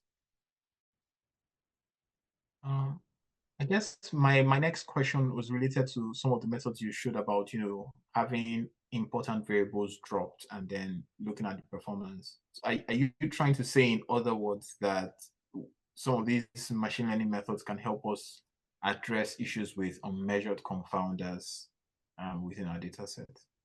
So say unmeasured confounding is a concept in the causal inference. Oh, So yes, here we sorry. are not saying unmeasured confounding, but we are saying, okay, some important clinical predictors are unavailable. We're trying to supplement the supplement not having information on those important predictors using those additional variables. You can say additional proxy type of variables, right? So we are just reducing the impact of not having those variables. So Okay. it's not a bias analysis. So it's more about improving the predictive performance. Okay. I guess I want to ask it in a causal framework. So first off, can your methods here, where you have, the way I think about it, we would have a causal framework and a set of variables that we know to be part of the pathway, and then we will think about others that we would either do like forward sortation or something to select additional variables automatically. In the context of a causal framework, can you think about having, some of these ML methods supplement investigator specified variables? Yeah, so Dr. Ehsan was talking about this high dimensional propensity score, and also one of my PhD chapters will on this high dimensional disease risk score, how do you say investigator specified predictors plus this additional healthcare variables to deal with unmeasured confounding, or at least minimizing bias due to unmeasured confounding. So in a clinical, so in a causal inference question. So I think Dr. Karim will talk about high dimensional propensity score, okay, how we can use those additional variables to minimize bias. Okay. I guess the next question I have, and again, please, if there are more questions, please leave them in the question and answer section. I'm just wondering about the investigator specified models, because being trained, I was told about how important those models were. Are there situations where even in predictive analysis, an investigator specified model does better, or is a better fit for prediction than using some of the methods you've described? Well, sorry, I did not understand. Can you please repeat the question? Yeah, so in a risk prediction model where you're using machine learning methods to supplement the variables you have, you've described how you include additional ICT codes to improve the performance of your models. I'm saying, are there situations where an investigator-specified model is probably the best method to be using or will perform better than, say, your models? Okay, so it depends on the context. Say for a clinical, if you think about the clinical utility, in that case, the clinician would prefer the investigator-specified risk factor, right? A simpler model. But think about risk stratification, particularly say for a research purpose, right? Risk assessment. In that case, there's the high dimensional disease risk score or adding additional healthcare variables would be very helpful because we know we'll get better predictive ability. And researchers have access to many additional healthcare variables from the linked administrative database. And as an investigator, if you know that some important predictors are unavailable, in that case, adding those additional variable would be very helpful. I guess my final question is about the data sources. You seem to be working with very many different data sources. Are there any specific challenges with pulling all of that data together and trying to do an analysis in this context? So, say usually using diverse data sources is recommended in the literature. Again, it's better to drop the scores with approximately 0 standard deviation, right? But again, we could end up with thousands of such variables, right? In that case, we could use some of the machine learning variable selection techniques to prioritize the additional healthcare variables. So, but usually there are often challenges to link all those databases. So usually you'll see there is a study ID that can be used to link all the databases. Can I make? Yes, go ahead, sorry.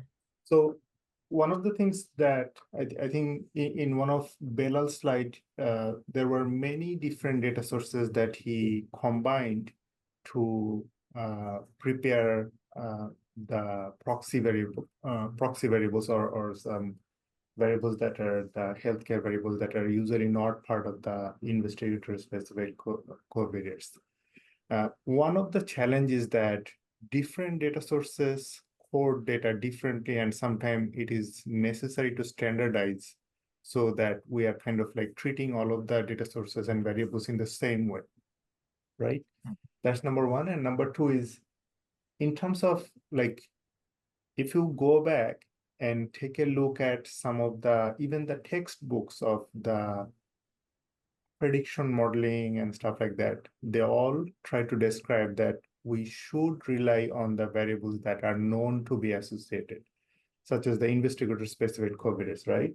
And what we are saying now is kind of different than what those textbooks say, that, okay, I'm going to include the investigator-specific covariates, but on top of that, I also want to look at what else is out there in the available data source that I have in my hand, right?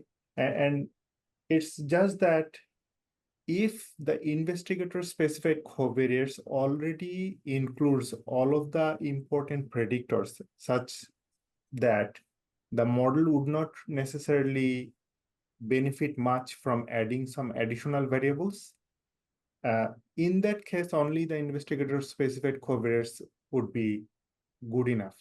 And this was something that Belal has shown in one of his slides, where if you are deleting one of the weak predictor and you are trying to supplement based on additional proxy covariates, you are not really gaining much.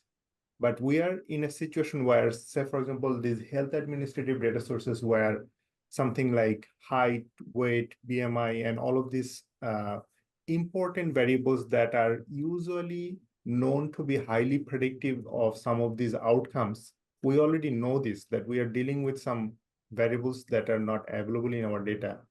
That's part of the reason why, in the first place, we leaned on to this idea of like, how about we know that in the health administrative data, we do not have this information, but we have this other chunk of information that we could use to our benefit to improve our model, right? So of course, like it would be ideal that we already knew about all of the investigator-specific covariates and we had everything available in our data, and then we did not have to look for this empirically identified covariates. But in reality, we are obviously missing some of the predictors that are known to be highly associated, and we are just trying to compensate for that. So of course, there is a balance. Like if you are including variables that are highly unassociated, and you are basically increasing the noise of your model. But the beauty of some of these machine learning methods that we are using here is that they actually help us determine the association and which variables are not associated, and they can kind of like do the variable selection for us to help us go through that challenge. One other point that Belal touched on is that in a causal inference problem, by the way, the framework that Sneevice, the slide that Belal is showing, this is a framework that was developed first in causal inference framework, and this is something that Belal is transforming into a prediction model. And in that causal inference framework, one of the challenge was that we had some unmeasured confounding. And if you have unmeasured confounding and you know that there are some unmeasured confounding, of course, your result will be biased. In our situation, the current situation where Belal is working, the situation is slightly different in the sense that this is not a bias-based analysis. This is more about like how better we can predict, right? So that's why we are kind of like using the same framework, but even though we are not going towards the causal inference framework to reduce the bias, we are still trying to use the same framework to our advantage to increase the prediction accuracy and whatnot. Well, thank you very much, Dr. Karim. At this time, if it's okay, we'll take another short break. It's 1:52 right now. If we take 8 minutes and be back at 2:05, will that work for everyone? Again, I encourage you not to sign out. It's difficult getting back in sometimes. We'll be back at 2:05. We are talking about 2, right? Oh, sorry, 2. I'm sorry. Yeah. 2. I made a mistake in my calculations. 2 o'clock, sorry. So we'll see you at 2. Thank you.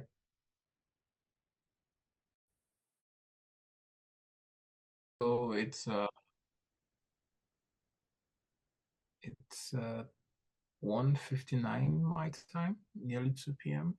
Just have about another minute. I'll just invite Momenul Haque Mondol, who will give us a brief talk on applying machine learning in causal inference frameworks.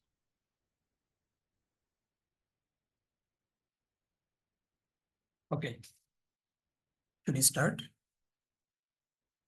Yeah, thank you so much. Hi, everyone. This is Momenul Haque Mondol, and I am a PhD student in SPPH UBC.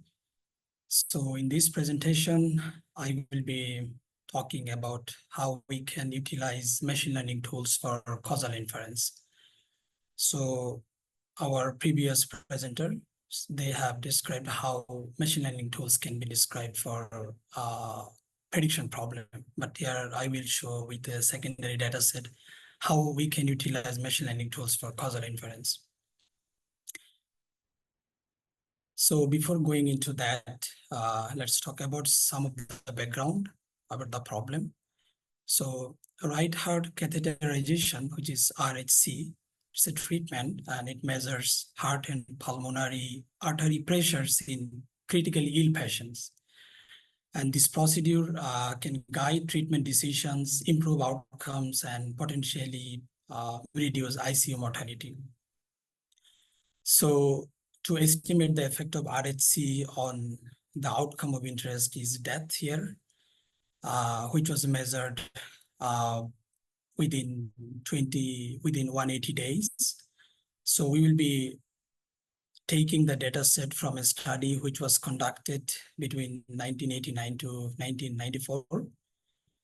And 5,735 ICU patients were taken into account from US hospitals. And within 24 hours of ICU admission, 2,184 patients, they received the treatment RHC. And the rest of the patients, they did not receive any RHC, but got the usual care. And they also observed a lot of characteristics of ICU patients at baseline. And it was like 49 different characteristics were observed. For example, the medical history and patients' demographics, clinical scores, and vital signs and lab results, and other different factors like medical insurance type. And there are like previous diagnoses on different diseases. All of these characteristics were measured as a confounders. Because and to estimate the effect of RHC on death, which is binary outcome, whether the patient died in 180 days or not. So we need to consider all of these confounders into account to estimate the unbiased estimate. So since we have like binary outcome here, okay, so this is a bit different from the prediction problem. Just to mention that in causal question, we are interested to estimate the association between exposure and outcome. Like I have just indicated that by red arrow here. So RHC and death status, the association between these two. But in prediction problem, we are not interested to estimate that kind of association. We focus on estimating the death status, whether those patients died or not. That is, we are interested in prediction problem. So that is the key difference between prediction and causal inference. And since we have binary outcome, like died or not, we can simply apply logistic regression model, which is very common. And we can include all of these like exposure, ICUs, and other confounders as the independent variable, and death will be our dependent variable. And simply out of this logistic regression model, we can estimate odds ratio, or with other link function, we can estimate other measures as well. But the challenge is here, since we have 49 confounders, we need to include all potential interactions among the confounders. And if there are some nonlinear terms among the confounders, that we need to include as well in our logistic regression model.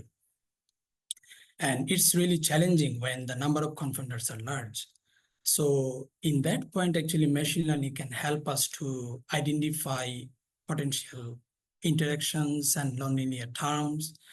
And there might be some collinear variables or confounders, then we need to reduce. So in that point, machine learning can help us to do this job automatically. For example, consider the lasso, as Belal and Hannah have described. So lasso can help us to select parsimonious confounder set and reduce unnecessary confounders automatically. And then like random forest machine learning tools can help us to automatically identify potential nonlinear terms and interactions.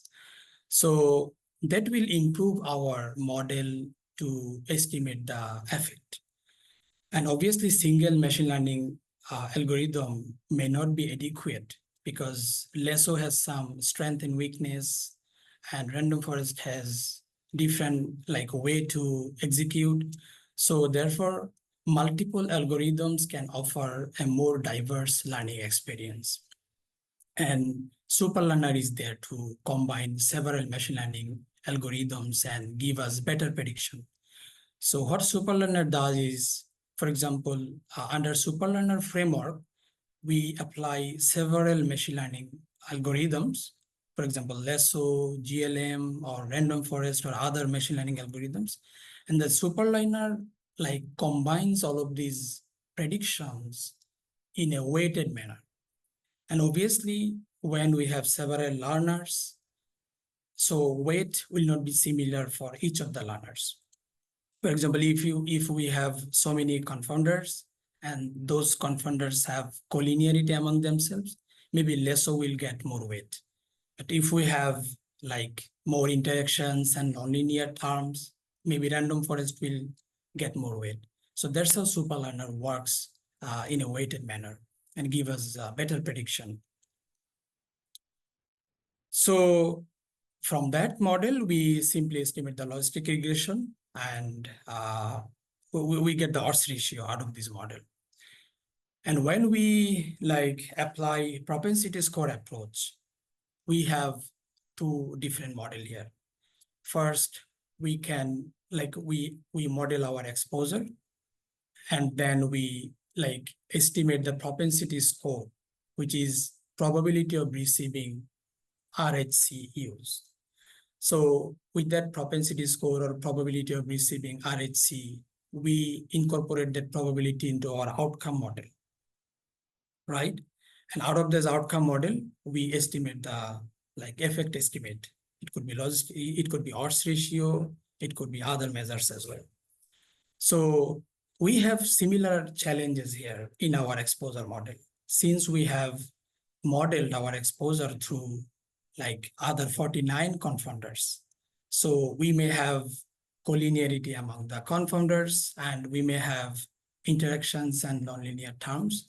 So superlearner is here to help us to get better prediction, better probability of receiving RHCUs. And that's how under the propensity score approach, we can apply machine learning tools to improve our propensity score estimation. So now come to the point of TMLE, so which is targeted maximum likelihood estimation.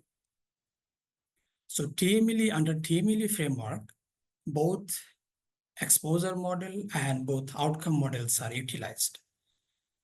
And for example, at the first stage, initially we model our outcomes based on the confounders, and then get the probability of death here. And then we estimate the we model the exposure RHCUs here, and we get the probability of RHCUs from that exposure model. And in both model, we can apply superlearner because of the same reason, because we have interactions, we have nonlinearity terms. And then finally, we TMLE combines the update the initial outcome model utilizing the probability of exposure or RHCUs, and then get the effect estimate. The issue here is the initial outcome model is trained in the same patient, and prediction is done among the same patient as well. The exposure model, which was trained in the same patient, same group of dataset, and prediction was done in the same group of dataset. And the effect estimation, the last stage, we combine both of these and estimate the effect estimate. That is also done for the same patients. So we are utilizing same dataset or same group of patients to build the model or to train the model and to predict exposure and outcome models and estimate the effect estimate. That's how TMLE is prone to overfitting, and that could result in bias and under coverage. And some previous studies showed that issue. And they recommended that we can apply double crossfit to mitigate this situation. And Dr. Karim has already described that how double cross, how sample splitting or cross validation works. So double crossfit is applied to TMLE and to improve these overfitting issues. So under double crossfit TMLE, we divide our group of patients into 3 different split. For example, we have 5,735 patients. So we try to equally divide all these patients into 3 groups: split 1, split 2, and split 3. And then apply our TMLE that I have already described into each of these split. Split 1, we apply TMLE. Split 2, we apply TMLE. And then split 3, we apply TMLE. And then from this TMLE process, we get estimate average treatment effect and variance from each of these split. But here, our training, you can remember, under the TMLE process, we have 2 different models: exposure models and outcome models. So those outcome and exposure models are trained in separate split. So consider the split 1. So when we are like applying TMLE, so we are training our exposure and outcome models in split 2 and split 3 respectively. And when we are considering split 2 to estimate our effect estimate, we are using split 1 data and split 3 data to train our exposure and outcome model. So it's kind of, we are training our data set in different split, and we are evaluating we are predicting our exposure and outcome in different split. So this is how double crossfit mitigates the overfitting issue. And then ultimately we will get 3 different estimate and we average them out. And the same process is repeated for a large number of times. Literature showed that can be 100 times. We repeat the same process. And this is very similar to repeated cross-validation. So we repeat this process 100 times and then combine all of these estimates into a single estimate. So this is how double crossfit TMLE works. And for our data set, which is a secondary data, we apply double crossfit TMLE to estimate the association between RHCUs and mortality. So we considered 3 splits, as I have described in previous slide, although more than 3 splits is possible. And then we applied lasso, random forest, and gradient boosting learners under the super learner framework. And then we repeat the whole process 100 times. And our risk difference was 0.057 with confidence interval. And to execute this process, it took 96 minutes without parallel computing, which is really like large amount of time to execute a single analysis. Since we repeat the process 100 times, it took huge amount of time. Obviously, we can reduce that time by parallel computing. So that will reduce the time significantly. We also estimated the association through different methods. For example, from logistic regression model that we usually do, and then gradient boosting instead of logistic regression, the outcome model, and then propensity score approach. We applied just logistic regression for the exposure model. It gives us a risk difference. And then under the TMLE framework, we used logistic regression only under the superlearner framework, then gives a risk difference. So TMLE under machine learning methods, under the machine learning, we use 3 different learners, lasso, random forest, and gradient boosting. And then finally, we, as I showed, double crossfit TMLE under machine learning methods. So the graph shows that we get our estimates different when we apply different methods. So now, like, we need to choose which method should we use for our data analysis. Like from these single data analysis, we cannot understand whether my method is correct or not. But like the simulation studies shows that double crossfit TMLE provides us like less bias and more coverage probability. So that's why DC TMLE can be applied, but definitely under some situation.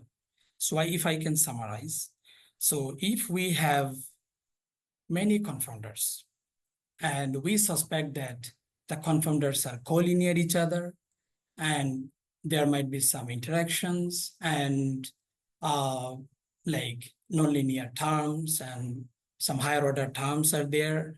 So in that case, the recommendation is use double robust methods. One of the double robust method is TMLE. And with that double robust method, apply double crossfit to mitigate the overfitting issues. And it is suggested that use instead of a single machine learning algorithm, use multiple and diverse machine learning algorithms. For example, like parametric model, then non-parametric, and some machine learning model. And under the machine learning, there are different type of learners. So include like diverse set of learners to train the model properly. And then if we suspect some strong, so like interactions and collinear like interaction terms at those interactions as well. So that's how we can apply double crossfit TMLE. And here are some references you can explore.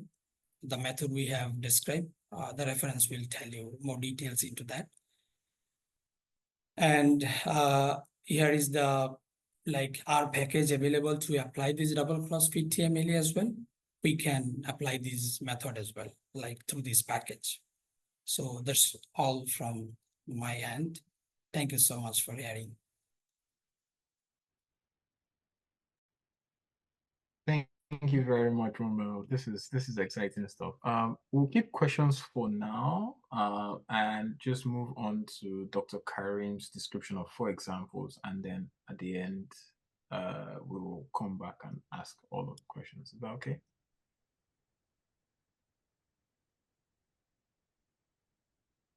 All right. So, Momenul, can you stop sharing screen? So, okay. Thank you.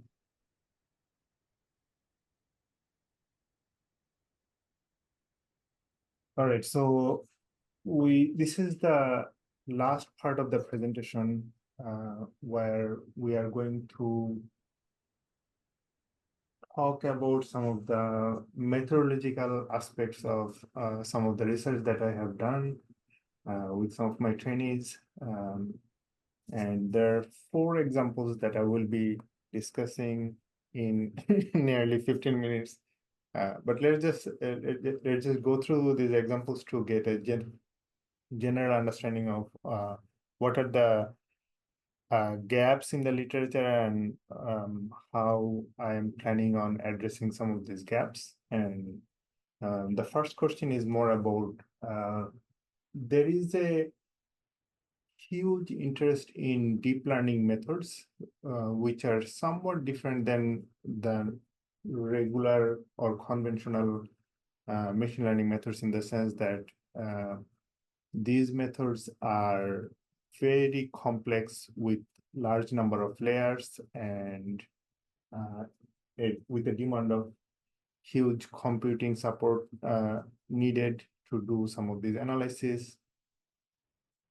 And a few years ago, what happened is that there was a paper that was published in Epidemiological journal, and in that paper, Weber-Peltz and collaborators have shown that when you are using an autoencoder, and by the way, this autoencoder is a unsupervised learning version for deep learning, which is like, if you think about principal component analysis in regular regression, and if you want to convert that to a deep learning version, that would be autoencoder. And in that paper, they have shown that when you are using autoencoder, you can get some interesting results, right? So in this current research, what I'm doing is that, okay, we can use autoencoder as an unsupervised learning method to reduce the dimension and then estimate the propensity score. Or could we also use a supervised deep learning method to estimate the propensity score? And would that make any difference? Like, would that be better than the unsupervised autoencoder methods, right? So that's what we did in this particular research. What we have done is that when we are estimating the propensity scores, what we have done is that we have estimated the propensity scores using the logistic regression. A MARS is a spline-based method, and then we have used a supervised deep learning method and an autoencoder, which is an unsupervised method. We have used these four different approaches, and we have used matching. So this is slightly different than what Momenul was showing. Momenul was showing more about the weighting approach. But here I'm using a matching approach for the propensity scores, and I'm using these 4 different approaches to estimate the propensity scores. And I just wanted to understand which method performs best. Right, so similar to the RHC data that Momenul was describing, I have used that data and I have estimated the treatment effect estimate in terms of the odds ratio, and I have came up with these different estimates. Notice that there are 2 different types of estimate for each methods. So this dotted method is the targeted maximum likelihood estimate, and this solid line is the propensity score matching approach, right? Even though there are some similarity in the estimates, you can see these estimates are varying depending on which method you are using, right? So how do we know which method is best? To understand that better, it would be better to design a simulation study and try to see under which consideration or under which scenario, which methods performs better, right? So that's what we basically did. We designed 4 different simulation scenarios, and these are the scenarios. We have frequent exposure and frequent outcome. Say, for example, 30% prevalence of exposure and 30% prevalence of the outcome. We have frequent exposure and rare outcome. That means 30% of exposure and 5% outcome. We have the frequent exposure and frequent outcome, but under larger sample size. We also estimated frequent exposure and frequent outcome scenario, but when the effect was null. And then in the last category, we have the rare exposure, 5% prevalence, and frequent outcome, 30% outcome prevalence. In all of these situations, when I'm just considering bias as a performance metric, you can see most of these estimates kind of like hover around 0 in terms of bias. In only one scenario, I kind of see the autoencoder and the supervised deep learning methods are doing well in terms of bias, but the spline method as well as the logistic regression-based propensity score method is not doing well. And what is that scenario? That scenario is when the exposure is rare. So it is commonly known that when the exposure is rare, then the propensity score method do not do very well, because generally speaking, propensity score method relies on modeling the exposure. And if the exposure is rare, the model is not doing well. But in terms of when we are depending on deep learning methods, such as the autoencoder and the deep learning method, those methods do very well in that context, right? And if we then shift our focus to other performance metrics, such as the bias eliminated coverage, we can see in terms of the coverage probability, most of the methods are doing well in terms of like if the coverage probability is expected to be near 0.95, then we can see only the autoencoder method is not doing well in most of these scenarios where the autoencoder methods coverage probability goes down as low as 0.8, right? So the nominal coverage is not achieved in the autoencoder method, whereas the deep learning method was doing very well. And even in terms of the mean squared error, you can see the mean squared error associated with the rare exposure and rare outcome scenario. Usually, even though the bias is low for deep learning based method approaches like autoencoder and supervised deep learning, the MSE was actually higher in those contexts, but at least it was giving less amount of bias, right? So in this case, when we were only analyzing based on the RHC data, we had no way of telling which method is performing good. But when we did our simulation, based on the scenario, we can actually say which method is preferable compared to the other method, right? Okay, so that is the first scenario. The second example that I'm going to show, and this is a work that has not been published yet, and this is something that has been under revision, and we are trying to understand. Say, for example, one of the methods that Momenul was explaining was the double cross-fitting approach for the TML, right? And one of the things he mentioned in his summary that he did the analysis with 3 folds, but it is possible to do more. But how much more? Like in the literature we have looked, and it does not say how much more folds is optimal for the analysis with double cross-fitted TML. And also one of the other things that Momenul mentioned, that in the literature it suggests that 100 repetitions are actually recommended in the literature. But we have looked in the literature, no one has actually done any research on why the repetition has to be 100. Like, of course, we need to do more repetition, more than one, but how come we got that number 100? Like, and that number 100 has consequences in the computation, because like when we are doing the same analysis 100 times, it requires a huge number of time.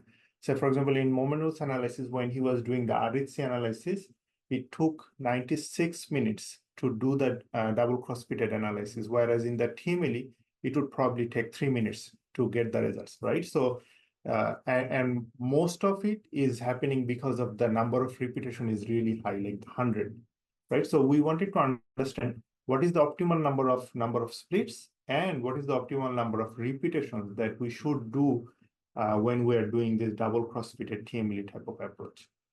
And this is very similar to the slide that Momenul showed, and it's kind of like a bit more complex in the sense that I'm now trying to explain in the split 1, I am doing the exposure model, and then I'm getting the prediction from in a different split, and to get the prediction, I'm using the split P1 to get the propensity score estimate, and I'm using the split 2 to get the outcome model estimate, to get the potential outcome estimates in the separate split. So split 1 propensity score model, split 2 outcome model, and split 3 is the estimation of the average treatment effect. So we are using 3 different type of split to come to one result, and then we repeat the process for all of these splits, and also we repeat everything 100 times, right? And that's how we get the AT estimate. And we can generalize this method. Instead of using 3, we can generalize this method to 5, but we lose some data because, like, say, for example, we are estimating the treatment effect or the propensity scores from split 4, and we are using the split 5 to estimate the outcome model to get the AT estimate in split 1, but we are not using the data from split 2 and 3. So we are losing some data when we are trying to generalize. So we can go to the crazy town and propose something more crazy to use more data.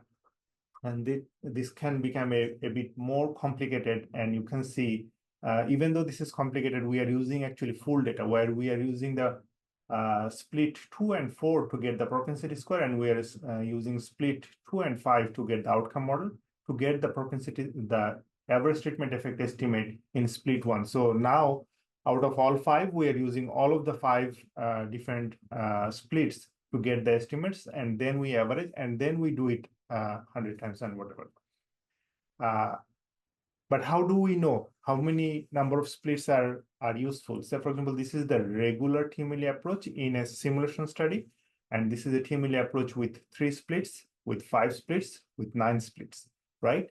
When we are using the equal split or the generalization 1, when we are losing some data versus when we are using the full data, we can see that this is the generalization 1 where we are losing some data, and this is the full data approach. In both of these approach, we see the relative percent error in model standard error is the lowest when we are using the 5 split.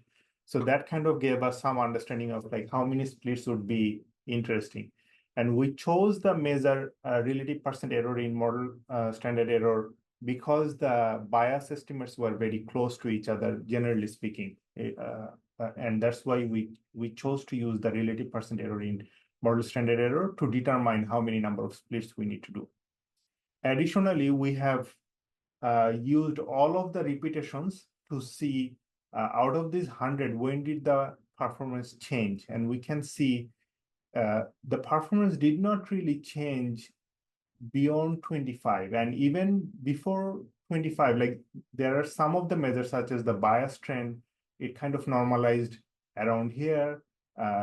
In terms of the relative error in standard error, it normalized even before that somewhere here. But in terms of more complex measure like coverage, it had some wobbly patterns. But even then, within 25 repetitions, whatever results we got, it was not that different than whatever results we got with 100 repetitions. So based on this analysis, we came to the realization that for our analysis, at least, more than 25 repetition did not really add much in terms of whatever performance measures we are choosing, right? Okay, so we have explained 2 examples, and this is the 3rd example I'm just explaining. And this is a research that has been already accepted and published, and you can go to the journal American Statistician and this DOI number to read more about it. And this is something that is related to what Belal was presenting before, like when you have access to health administrative data sources and additional variables that you can use as proxy, how can you use that to your advantage? So Belal was talking about prediction problem, and I'm using it in here in the causal inference context. And the basic idea is this, that you have some DAG based on which you select the investigator-specified covariates. But your health admin data sources might not have some of the variables that are in the DAG that are measured in the health administrative data source. So if you have some unmeasured confounding, you might look somewhere else in the health administrative database to see whether some of the other variables can supplement these unmeasured confounders, right? It is certainly possible that there would be some situation where you needed additional variables that are not captured, but you still have some variables that are captured that can help you mitigate some of these unmeasured confounding problem, right? And then I have used all of these methods. This is the HDPS approach, that is a purely parametric approach that you are using. And I'm comparing all this HDPS approach with some of these machine learning methods, including the lasso method or the TMLE method with some of these learners in the super learner.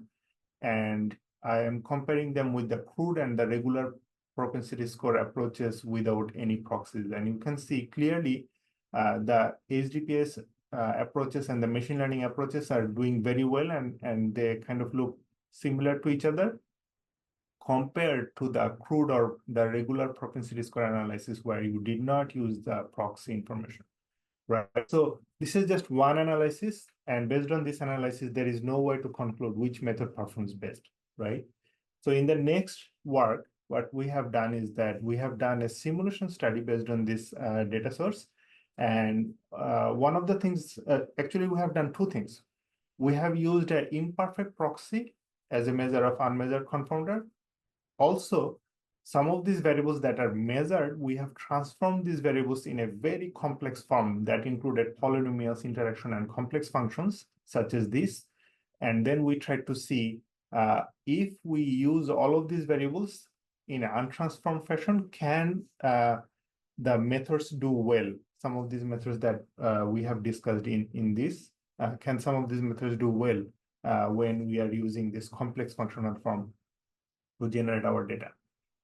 And to generate our data, to estimate the treatment effect estimate, what we have done, we have used all of these different versions of machine learning methods. But when we are using the super learner or the TMLE approach, we used 4 different learners to estimate the super learner: logistic, Mars, lasso, and XGBoost. And we estimated the coverage probability. And if you look at these different methods and we are showing the bias amount here, you can immediately see HDPS approach or some of these machine learning methods, or even some of the superlearner methods are not doing very well in terms of bias. But as soon as you are using TMLE approach, or whatever method that has anything to do with TMLE, those methods are doing much better compared to those other methods that did not use TMLE. So that's the message one. We should use TMLE method in the situation when we have imperfect measure of confounders, as well as when we have complex functional form. But even in this scenario, we can see this is the TMLE. We are fitting only with GLM in the superlearner, nothing else, right? Very simple. Versus this is the most complex version of the TMLE with, and this was using 100 repetitions as well. And even this DCTMLE, in terms of bias, is not doing very well compared to the TMLE using the GLM method, right? So we looked into the literature one more time, like what is it that we are doing wrong? So, and this is something that we have got in one of the recommendations from the literature where they have suggested to be careful in selecting the candidate learners for the super learner, right? And one of the things that I have said that some of the learners that are unsmooth and potentially tree-based that do not belong to some of the simpler class of estimate, those methods should be excluded, and they favored more about the spline-based methods such as Mars. And so what we have done, the only thing we have changed is that we have excluded this XGBoost and we have rerun all of these different models. And here is the estimate. You can see here, the DCTMLE method is actually doing best compared to any of the other methods that you can see. Now, here is the catch. So DCTMLE method in this simulation, we actually needed around a week to get the estimate for 1,000 simulations, right? Versus in here, when we are using the GLM method, only GLM method in the TMLE, we probably got the simulation results in 3 hours or even 2.5 hours or something like that.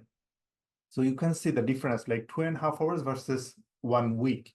So, and how much is the difference? Like, are you willing to wait for 1 week to get only this amount of difference, right? So only thing that, like, you are probably getting very small number of gain by waiting this 1 week, right?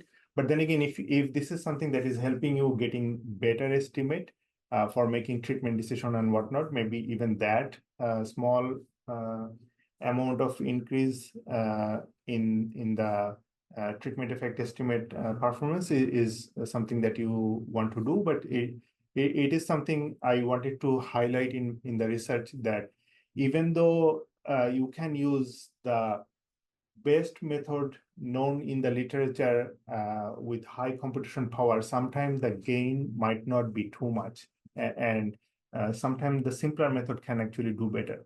And one of the things you have to also understand that here I'm using a lot of covariates. And that's why maybe when I'm using a lot of covariates, a simple GLM method can actually help me get the interesting results. And the fancy methods are actually not doing that much when you already have access to such a huge amount of information, right? And there is a Shiny app. You can just browse into the app and look into different estimates that I have used in that, right? So if I just wanted to summarize based on all of these 4 different examples that I have showed you in the last 20 minutes, it is always too good to perform a simulation to check which type of method is suitable for your scenario, because like the theories are developed for some of these methods, but for your scenario, what are the methods that are most suitable? That is something that you can determine based on simulation that you build based on the scenarios that you are operating under, right? Especially in terms of variance estimates, some of these machine learning methods are very poor, and you have to be very careful about not just picking one machine learning method randomly. And you need to understand very carefully what are the properties of these machine learning methods before believing the result. Usually the double robust approaches are more better or recommended so that you get the better treatment effect estimate. And always a good idea to compare the methods with conventional method to get a better understanding of how much improvement you are getting out of all of these different estimates. Shiny app link, is it not working? Okay, let me just check. So yeah, this is the Shiny app link. Can you see the Shiny app link? So you can just choose whatever performance measure you want to choose. You can also use different type of adjustment method in the outcome model. You can also stabilize the weight. You can also use the bias corrected weights and stuff like that. Or you can use the different versions of the super learner. And you can also add the simplified version of the logistic regression model and whatnot. You can do all of that within that app. All right, so that basically concludes my talk. I'm happy to take any question if you have for me or any of the other presenters. Well, thank you, Dr. Karim, and thank you, Momenul. These were really interesting presentations. Have any questions, please leave them in the chat. We'll be happy to ask them. I guess my question on behalf of those on the call would be, if I wanted to start integrating some of these methods into my processes, trained in, say, frequentist methods, trained in simple logistic regression and linear regression, where do I start? Sorry, so can I try to rephrase the question? Yeah, so sure. you are asking if you have done your research based on the regular parametric regressions and you want to move on to the machine learning direction, what are the starting point for learning? Yes, where do I learn?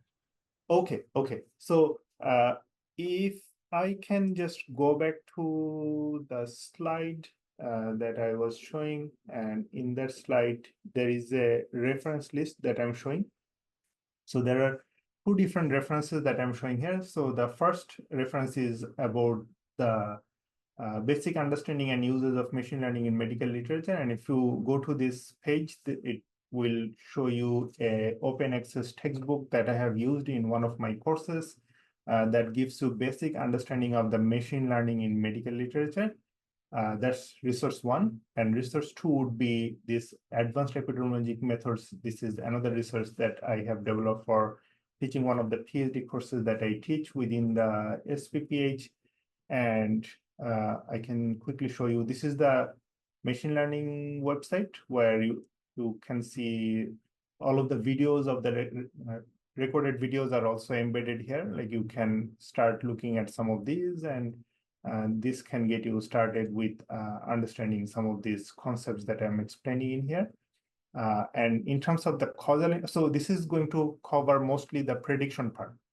If you are more interested about the causal inference part, that's where the other advanced epidemiologic method website will be helpful, where it talks about causal roles and the propensity score analysis, the machine learning and machine learning in causal inference concepts and stuff like that. Those will give you some background of some of these techniques that we have discussed in today's presentation. Does that answer your question? Absolutely. Well, thank you very much. I think one of the other questions we had was about the tools to use. So I can learn from Momenul's presentation that you're probably using R. In the discourse online, you would hear conversations about whether to use R or to use Python. What are your recommendations about software to use? I think nowadays it does not matter which software package you are familiar with. Say, for example, I frequently use R, and because I do a lot of consultation as well, I also use other software packages that my clients are interested about. So, for example, some of them are interested to do the analysis in SPSS. Some of them are interested to do the analysis in Python. And so, for example, if you know your way around to do your analysis in one software, say, for example, in R, and you know the basics of like how to do looping, how to write a function and whatnot, converting them to another language, say, for example, in Python or Stata, is kind of like one prompt away. You can just ask ChatGPT to transfer your codes, and it is actually very easy to transfer. Like if you are asking about just one piece of code, if you are asking about the whole script, maybe it's not there yet. But if you are just asking about the one code transformation, it is very easy to do. So, I mean, I would generally recommend everybody to be good at least one software package, and then transformation and whatnot is usually immaterial to this day. The other concern is about like some of these tools that you are using, that those are already well developed in some of these software packages. So for example, in R, many of the statistical packages are already well developed, right? Versus in Python, even though many people are interested about using Python, and Python has a huge user base, but most of this user base is coming from computer science, and not many statistical packages are available in Python. So of course, Python, I'm not saying that Python cannot do things that R can do, but it's just that many of the packages are already developed in R. So like it is a natural choice for me to choose R, right? But if you are doing more about data wrangling and whatnot, those can be also done in Python. So I don't necessarily dwell on this issue too much. Thank you. I think one more practical question before I pivot a bit. So you talked about the time for computing, time required for running scripts. And I wondered, is that got to do with the power of the devices also? Like if I have more modern chipsets that are capable of ML-based operations, should I be worried also about the time I'm spending on these analyses? Yes, that is actually some concern. Say, for example, some of these deep learning methods that I'm using, I could not run those models in my CPU computer before. And so I had to buy a gaming computer with some GPU, and then I could do those analyses by myself. But fortunately for these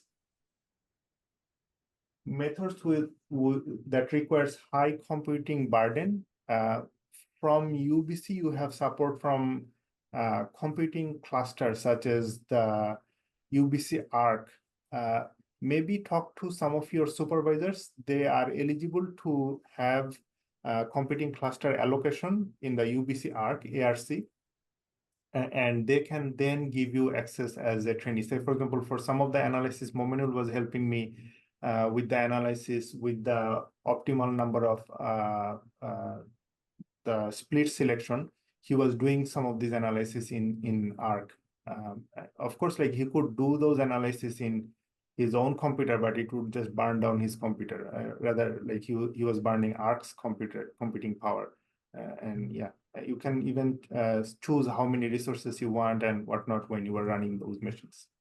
Other than that, if your supervisor is part of like a grant awardee from NSERC, they can also apply for the computing cluster from Compute Canada. I think they have changed their name recently to Canadian Alliance or something like that. And Belal and Hannah both have access to some of those computing, and they have used those computing resources in some of their previous research as well. Well, thank you very much. I just want to say thank you to you, Dr. Karim, to Belal, Momenul, to Hannah. We've really enjoyed your company today. I am seeing a few notes about access to slides. I think at the beginning we had put a link to all of the presentation materials. We're just going to post that again so that you can have access. So all of the slides are available through that link.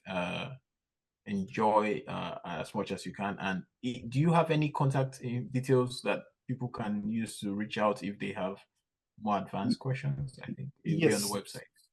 So in all of these slides, you will see the email address is attached. And if anybody has question, they can ask questions to the corresponding presenter.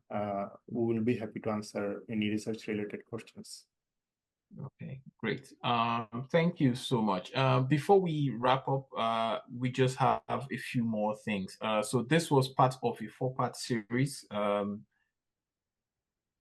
for digital public health. I'm just going to try to share my screen. We would like your thoughts on this specific session. So if you can scan the QR code and give us some evaluations, we'll really appreciate it. Each one of these evaluations helps us think a little deeper about how best to organize the sessions better. Also, I think Swati will put a link to this evaluation in the chat so you can access it there. Finally, like I said, this is part of a 4-part series. If you're interested in looking at recordings or materials from the previous sessions, they are available on the website www.dishiresearch.ca. You can also scan the QR code to access those materials.